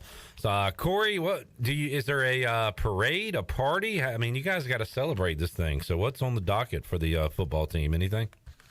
Well, there will be some things coming down the pipe. There's nothing immediately right now because students aren't back yet. And so I think they're going to – now, some of the team and most of the coaching staff, they were at the Pelicans game yesterday and got honored there. Nice. But you also have to keep in mind that tomorrow is the start of Carnival here, which means it's going to start being parade season tomorrow. And so there are parades all over the town for the next month and a half. And so I know that the team has its own float and will be riding in one of the parades, the Crew of Ferrets, which is near campus. That's coming up in a couple of weeks. So that will act a little bit as kind of a championship parade. And then Coach Fritz is the grand marshal of the biggest parade of Mardi Gras season here, like the largest one. And so that's going to be his moment to shine a little bit. I know that there are plans in the works once students come back on the 17th to do some things with the football team as well. I mean, most of the team has gone home, like a lot left from Dallas. They didn't really get a Christmas break. And so it's not going to be in the immediate future, but stuff is coming here in the next couple weeks. Corey Gloor joining us. Looks like you're on the way to beautiful Philadelphia this weekend, Corey, and then off to Dallas for SMU. East Carolina and Tulane will not meet on the court until February 11th, and then they'll play again here in Greenville on March the 1st. So, Corey, we still won't see you for a while, but looking forward to Tulane and ECU meeting up on the hardwood. And hopefully, I guess, I talked to Jeff Charles yesterday. Really, there aren't many breaks for you guys, right? And then you go right into baseball. So your break comes in like June, July, I guess? Yeah, pretty much it. I mean, June and July, I've realized I have pretty much nothing to do. And then the other 10 months, I am full go. There you go. Good stuff. Corey, awesome, man. Great call, and congratulations just to you. I mean, that's pretty cool. You get to go down there and, as you said on the call, call the biggest Tulane win in football history. That was some awesome stuff, and I always enjoy talking to you here on Pirate Radio. You still got a lot of fans around here, so we appreciate your time, man. Well, right back at you, Clip. Thank you again for. I always enjoy chatting on the Pirate Radio airwaves, and I appreciate the fan and any sort of love that I still might have that I haven't ruined in Greenville. Moving over here, I appreciate it, and I look forward to seeing you kids soon. Thank you, Corey. Corey Gloor joining us today, Pit Electric Live Line. Our old pal calling some big-time action for Tulane this football season. All right, let's open up the booty bag here on a Thursday. Booty, booty, booty, booty, booty everywhere. Booty, booty, booty, booty, booty everywhere. How about a Familia gift card on the line? Shirley Rhodes, what caller will be winning today? Why not caller number 8? All right, caller 8, 317-1250. If that caller did not win in the treasure chest and wants to come on with us briefly, they can, but we do have to get to the Isaiah Winstead video, or interview. See if the caller wants to join us. If not, they can take their prize off the air, and we'll be back with more Pirate Radio Live after this. Jeff Stein, our special guest from Brown & Wood. Hey, Jeff, electric cars are coming. What's that mean for Brown & Wood customers? For the customers, like it or not, EV is coming. We've installed 5 electric vehicle chargers here at the dealership. We have the all-new Cadillac Lyriq coming at 1st of 2024, and we've just seen the first reservation for the new Sierra EV. People are interested in electric vehicles. How can they get up with you? They can visit us at brownandwood.net or 329 Southwest Greenville Boulevard. Brown & Wood, 4 brands, 3 generations, 2 rooftops, and 1 goal to make sure you leave a happy customer. Hey Pirate Nation, this is Holt Ahlers for my friends at ArcPoint Labs. Just as I trust my teammates, you can trust ArcPoint Labs to give you quick and accurate results for your laboratory testing needs. ArcPoint Labs provides insights and solutions to enable individuals, businesses, and communities to make informed decisions on their health, safety, and well-being. Visit any of the 6 Eastern North Carolina ArcPoint Labs locations or go to arcpointlabs.com. Go Pirates! The Rick House is Eastern North Carolina's premier American-style restaurant and bourbon bar with daily specials. And here's the lineup. Mondays feature $7 margaritas and half-price appetizers. Tuesday is stuffed seafood night. Wednesday is date night. Thursday is roasted smoked lamb chop night. Fridays is prime rib night. And Saturday is Italian night and is also Fred and Wilma night with our 36-ounce bone-in tomahawk steak just like the Flintstones. And on Sunday, it's our legendary brunch from 10 to 2. The Rick House, American Provisions and Spirits, 710 Red Banks Road beside the bowling alley in Greenville. This is Mark Washington with Max Sports Performance at Max Fitness. Our facility has reopened and is following all safety protocols. The best thing you can do to strengthen your immune system is, of course, to work out and exercise on a regular basis. I can assist you as your performance coach. You can also enjoy the benefits of a private facility. Avoid the crowds and work out at Max Fitness. Now is the time to get healthy. Max Fitness, just off Highway 43 in the old Ace Hardware building behind Speedway in Greenville. Call me, Mark Washington, 902-4877. Do you suffer from chronic aches, pains, or muscle tightness? Hey, I'm Jordan Mikesell with Bodies in Balance in Greenville. With degrees in physical, occupational, and massage therapy and certifications in stretching and flexibility, we know how stretching and massage can bring long-term results so you can live a pain-free and healthy life. Continue enjoying the activities you love by calling or texting 252-916-4530 to schedule your first stretch consultation or massage today. For more info, visit bodiesinbalance.com so you can start living an active life today. UBE and PirateWear.com is excited to offer Pirate Nation the largest selection of new ECU merchandise and tailgate supplies ever. UBE has the best prices in town, so that makes UBE your one-stop shop for all things ECU. UBE does daily restocks of Champion, Adidas, and Under Armour. Don't forget to bring your young Pirates in to plunder the Crow's Nest, which is the only kids store dedicated to ECU. Plenty of free parking uptown in Greenville. Visit them at PirateWear.com. Go Pirates! Chico's Chico's Mexican Restaurant is where the fiesta never ends. Grab your amigos and head to Chico's every Wednesday for shrimp tacos for $11.99. Plus Wednesdays means all Mexican imports for just $2.99. Thursdays, enjoy your favorite beef, chicken, or vegetable fajitas for only $11.99. For Mexican food and fun, it's got to be Chico's Mexican Restaurant in downtown Greenville and online at chicosrestaurant.com. Chico's, where the fiesta never ends. When it comes to hauling dirt, asphalt, or stone, you can trust the pros at First and Goal Hauling Incorporated. They have a fleet of dump trucks ready to get the job done. And best of all, it's owned and operated by ECU football alum Dakota Marshall. When you have a big job and you need it done right, count on First and Goal Hauling, where it's a touchdown every time. Keep up with Dakota Marshall and First and Goal Hauling by following them on Facebook today. Hey everybody, this is David Glenn, and you're listening to my favorite station in Eastern North Carolina, Pirate Radio, the voice of the Pirate Nation.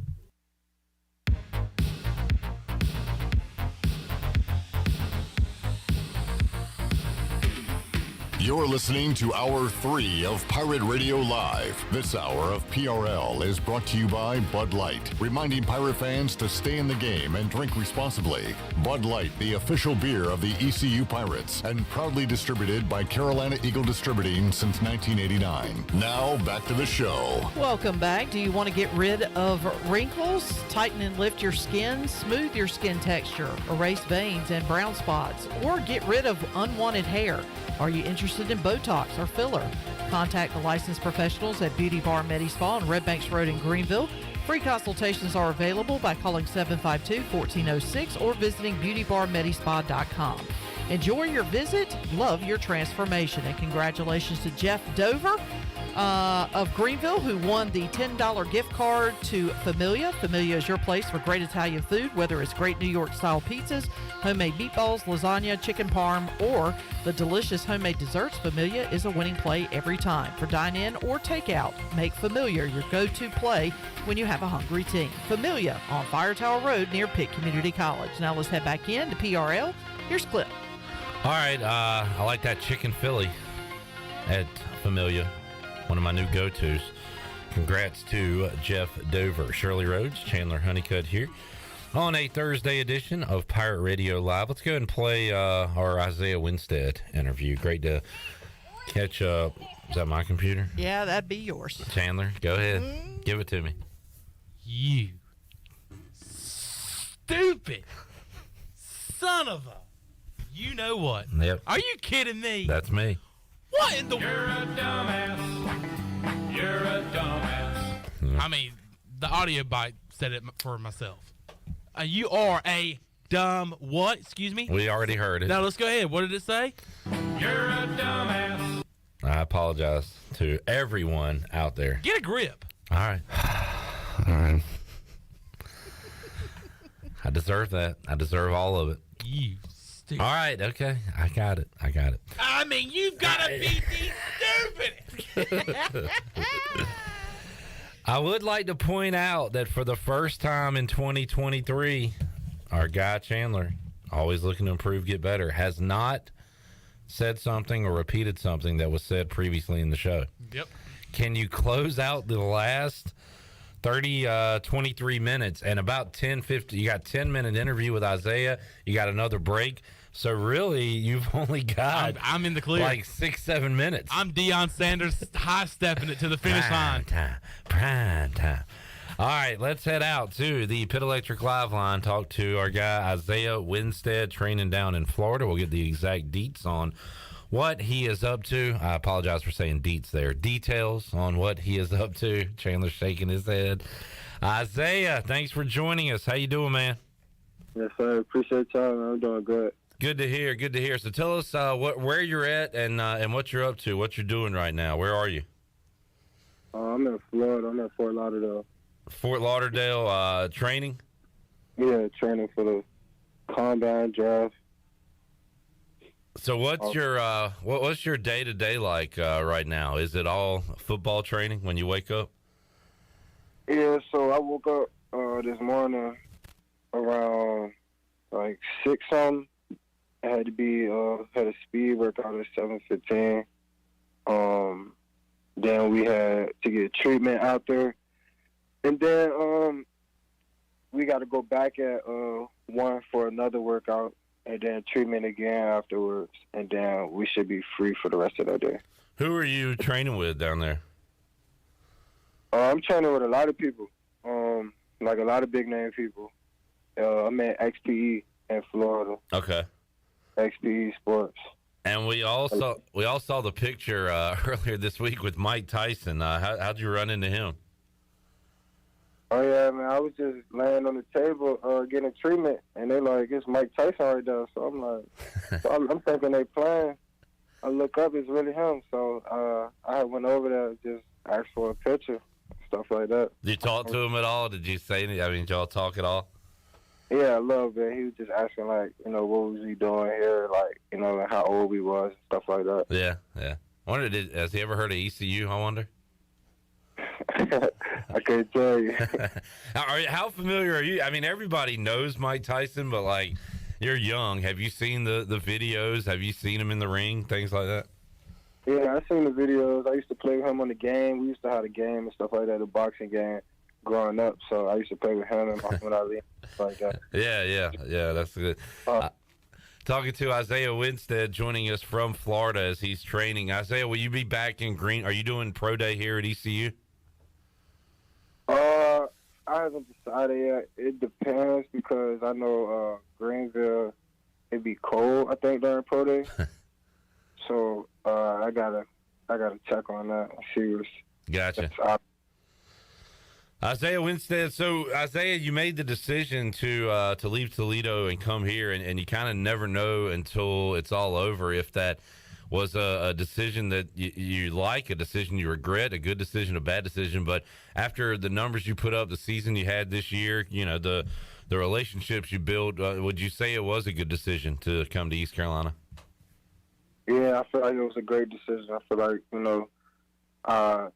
gained a lot of friendships or brotherhoods or whatever that's going to last forever. So, and being able to be that, receiver for the team and put up the numbers I put up, to win games and help the team out, so I feel like it was a great decision. And I remember talking to you. You had some really lofty goals heading into the season, and we kind of like opened our eyes like, man, really? You can put up all those numbers? Well, 88 catches, over 1,000 yards, 6 touchdowns. Were you happy with the numbers you put up this year? Yeah, man, definitely. I never put up 1,000 yards ever, so, it was a blessing. I'm always striving for better. I was striving for 10-plus touchdowns, So, I'm still happy with the numbers I put up, grateful to be in that situation, and, blessed to be able to help the team. But if in a perfect world, if I could have put up more numbers and better numbers, then, yeah, I would have. And I say you went out with a bang, 6 catches, 72 yards, 2 touchdowns in the win over Coastal Carolina. Saw you strutting after that first touchdown. I like that. Yeah. You always say, like, you don't have anything planned. It's just whatever kind of comes to you, right? That one, Jalen, me and Jalen was watching this video or whatever, and we was going to do that when we scored. So I had did it when I scored or whatever. Well, I like the strut. I liked all the smiling faces, the celebrating going on in the bowl game. Even Holton Ahlers doing, and as an old man, it's weird for me to say the word gritty. I believe that's what it's called. But even Holton Ahlers was dancing a little bit. Yeah. What? I always do the gritty, though. It was a very white man gritty. It was Kirk Cousins. It was kind of ugly, but I don't know. Did it pass for y'all? Was it all right? Yeah, he's straight. And then we saw a bit of the post game in the locker room where Coach Houston gave a game ball to Coach Steve Shankweiler, who's been around for so long and coached, and so we saw that part. But Isaiah, what was one final locker room celebration like for you guys? Seemed like you guys were really enjoying that one. Yeah, it was great, man. It was like a blessing to go out winning a game. You feel me? So the locker room would have been way different if we went out our last game, with that last class, and because that team never gonna be that team. Yeah. You feel me? They're never going to be those exact players playing. So, you know, it was great to just go out on a win, you know, celebrate with our team and stuff. So it was good. Yeah, no doubt. And Isaiah, I know a lot of fans saw Birmingham Bowl and saw, hey, look, it's a bowl. We're happy to be there, but could have been better destinations, things like that. And then kind of after the game, a lot of folks said they enjoyed it, enjoyed their time in Birmingham, obviously enjoyed the win. So is that similar to maybe the players where, okay, it wasn't the most glorious destination, but you ended up enjoying it after the fact? Yeah, it was more so like who we was with than the destination, you know. Like yeah. The players on the team, they made the trip fun, you know. Right. Laughing, joking, and being around each other and stuff, you know, walking around. So that was more so than the destination, you know. Man, some big numbers to fill next year for these East Carolina wide receivers with yourself, C.J. Johnson, Ryan Jones out of the mix for ECU. But we saw Tajee Hudson catch a ball. Brock Spalding got in the box score. Tyler Savage had a catch. We know about Kerry King. So, Isaiah, these younger guys, and who knows, there's not going to be another Isaiah Winstead, but a guy like you that maybe comes in the portal after spring ball. But who on this roster right now should Pirate fans be excited about as far as receivers go for next year? All of them. All of them, man. All of them nice, you know. Jalen Johnson still got one more year. So, you know, and he was hurt this year, and he played through injuries and stuff. So, you know, like I said, all of them, Kerry, Tajee, Brock, everybody. Like, I feel good about everybody. And when Jalen was healthy, he had that big game, I want to say against ODU early in the year, where he was kind of the go-to guy in that game. So get him back healthy. How about Mason Garcia, Isaiah? How much, did you catch balls from him in practice? How much did he run with the ones at all? And what do you think about Mason Garcia's future here at ECU? I think he got a bright future, and yeah, he did. He ran with the ones a lot. You know, what game was it? It was at the NC State game. Holton had messed up his shoulder. Yeah. You know, running a little brace around his shoulder, so you know they didn't know if Holton was going to be able to go, and you know Mason had stepped in and filled that role and was starting that quarterback for that week or whatever. But Holton had came back, so you know. Like, he played good in practice and stuff. So, you know, the game's different. So, it's a lot of adapting to do, but I feel as though he's going to have a great career. And, Isaiah, speaking of injury, you know, Holt Naylor is going to have surgery after the Hula Bowl with that shoulder that was a bum shoulder all year. And then you hurt your finger close to the start of the season, and you said that lingered with you throughout the season too, right? I mean, a lot of you guys were playing with injuries this year. Yeah. Yeah, my finger still is going to probably be like that forever. There's no, like, fix? You just kind of deal with the pain, basically? Yeah, hopefully, you know, while I'm not doing much, it heals. Yeah. Yeah. Well, you did all right with it. I'll say that. Put up some big numbers. Isaiah Winstead joining us. So, Isaiah, your training will continue in Fort Lauderdale. What, I don't know, any like key dates you're looking forward to as far as, your training, teams looking at you, things like that? You said any key date? Yeah, as far as like what's coming up on the schedule for you. I leave to go to Texas for the CGS Bowl, the little showcase. Okay.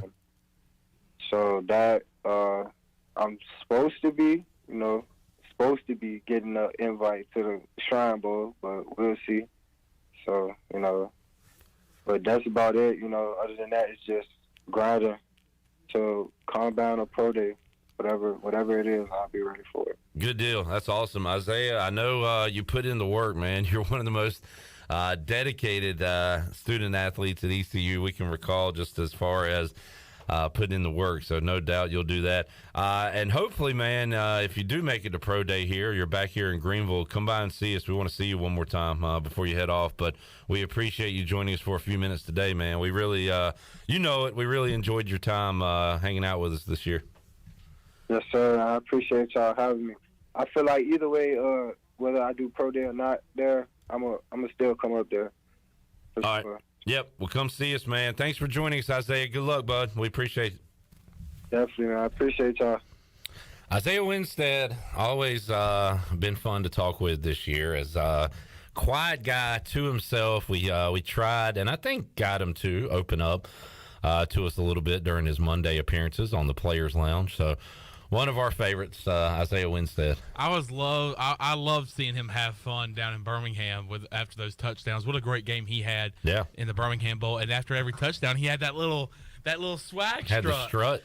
He had that little swag strut. Love to watch him strut. I have to ask this question because you know as well as I do, I multitask while we're doing the show, so sometimes I'm not 100% focused on interviews when you're doing them. Uh-oh, Chandler.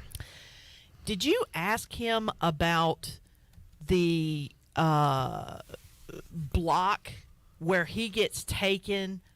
Was that him? That wasn't him. That wasn't him. Okay. We were on defense, and I want to say that was Malik Fleming. Oh, yeah, that was right. Malik Fleming. Yeah. Okay. Never mind. It was the blindside block? No, it was the one that was taken out of the end zone. Yeah, and he just got completely buried under stuff. I mean, the play, he's like a million miles from that's the what I play. mean. I call that the blindside block because in the blindside, Michael Orr took him all the way to the back of the end zone. Well, yeah, there's a football term called a blindside block. Yeah. You could see how we were confused absolutely. by that. I see where y'all were confused. But now I see what you're saying. Yeah. But I understand that reference. Yeah. So, but okay, no, never I do mind. remember that. Yeah, that was a crazy block. Yeah. For some reason, I had it in my head that it was Isaiah that was being blocked. But you're right.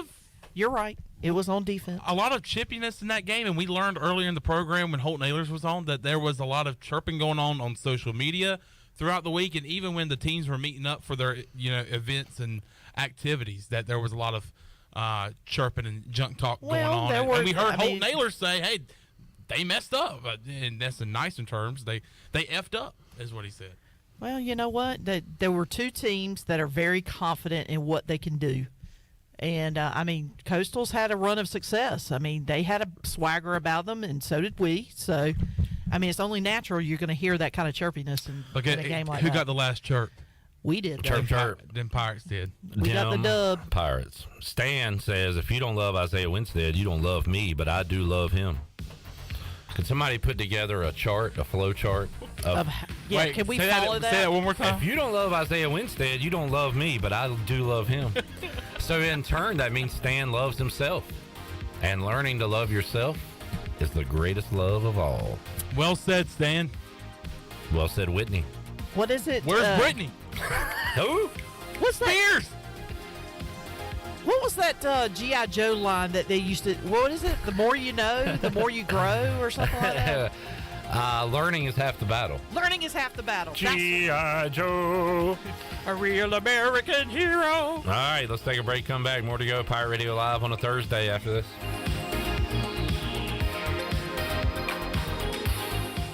Happy New Year. This is Talbot Green, and I'm excited to announce our new partnership with Integrity Home Mortgage. Integrity Home Mortgage offers a wide variety of programs ranging from conventional, government, and portfolio loans, plus construction and lot loans. Our Integrity Home Mortgage team of Talbot Green, Braxton Green, and Joanne Weir offer over 50 years of experience and is committed to providing you with superior customer service. To get started, call me, Braxton Green, at 526-8260. NMLS 28516, Equal Housing Lender.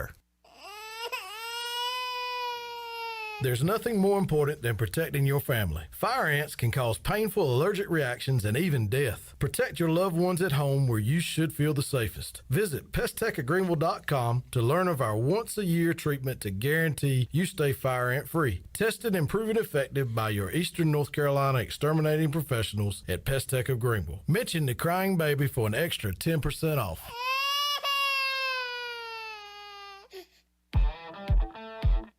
With over 30 locations across North Carolina and southeastern Virginia, Quality Equipment is your local John Deere dealer, where you'll find everything you need for your next project.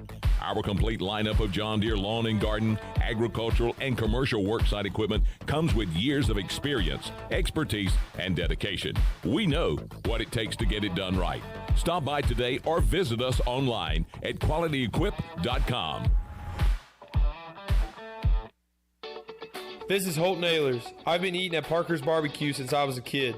Now, all these years later, I still love to eat at Parker's. In fact, I love it so much, I bring my entire offensive line with me. They protect me, and I look out for them with great food from Parker's Barbecue. So whether you bring the team like me or just your friends and family, the awesome barbecue, chicken, and seafood at Parker's is a win every time. Parker's Barbecue, where they always treat you like family. You know, texting while driving is dangerous. That's not new information. Yet most people admit to doing it anyway. Drivers are 23 times more likely to be involved in a car accident while texting. Know the facts and wait to text. The danger is real and it applies to you. Auto Owners Insurance, the no problem people. Information provided by Virginia Tech Transportation Institute. This is Jeff Gibson with Town Insurance in Greenville. Call me today at 756-8300. Go Pirates! Wings Over delivers. Wings Over delivers. Wings Over delivers. If you're looking for wings to be delivered to your home, Wings Over Greenville has you covered with no third party needed. Wings Over Greenville has its own in-house delivery service. Be sure to try the all-new tender sandwiches by ordering ahead on the Wings Over mobile app. Open till 3 a.m. on Friday and Saturday, Wings Over has everything to cure those late night munchies. Give them a call at 758-9464. Wings Over Greenville. They deliver. America's favorite light beer, Bud Light, is also the official beer of the ECU Pirates. When planning your fun times with family and friends, be sure to pick up some Bud Light at your favorite retailer. Bud Light carefully brews their beer to be perfect for anywhere there's fun, because when there's fun, Bud Light is there. Always have fun, Pirate Nation, and always stay in the game and drink responsibly. Bud Light, the official beer of the ECU Pirates, and proudly distributed by Carolina Eagle Distributing since 1989. Go Pirates! Hey Pirate Nation, this is Brian Buck with Buck Insurance Agency. This season, when you attend your favorite sporting event, take the game day pledge. If your team is playing, win or lose, support your team to the end of the game. When you leave early, you risk missing your favorite athlete making the play of their career. When our family buys a ticket, we always plan to stay to the very end. Take the game day pledge this season with Buck Insurance Agency. Play to the end, stay to the end. This is Big John Williams, strength and conditioning coach for East Carolina football, and you're listening to Pirate Radio, the voice of the Pirate Nation.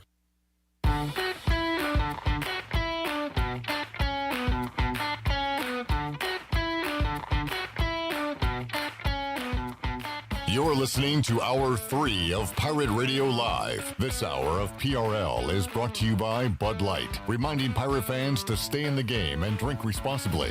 Bud Light, the official beer of the ECU Pirates, and proudly distributed by Carolina Eagle Distributing since 1989. Now, back to the show. Welcome back. It was another rough day for the stock market. The Dow was down 339 points, closed at 32,930. NASDAQ was down 153 points at 10,305, and the S&P dropped 44 points, closed out the day at 3,808.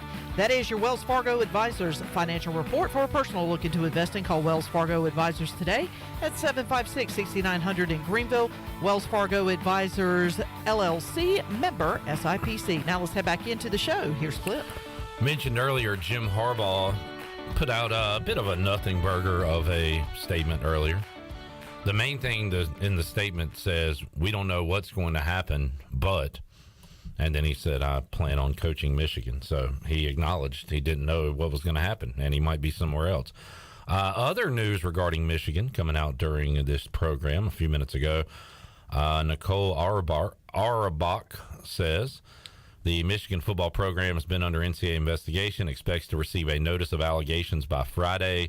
Source says it's relatively minor infractions, but investigation also centers on the program's response to said allegations. So it's Michigan. It probably won't affect them at all. They'll be fine. This happened to us. So once again, a nothing it's burger. It's going to motivate them September 2nd when ECU Pirates come into town. By the way, not to be Troy D here, anything is possible. Mm-hmm. Anything is possible. There's a chance. Go get a Hoist the Colors VIP subscription. There's a chance East Carolina could play week 0. Can't rule it out. They're not scheduled to at the moment, but there's a chance. You should have said, I've got something to say. But I should say it off air. Bye. I'm gonna say Save it for the show. Save it for the show. I'm not saying exactly what it is, but a chance. So you're saying there's a chance? Any word on the institution that we will play? I can't say that, but I can tell you this: that a former, I'll tell you my favorite former Pirate that transferred in basketball is Jaden. And my favorite book I read as a child began with the word Charlottes.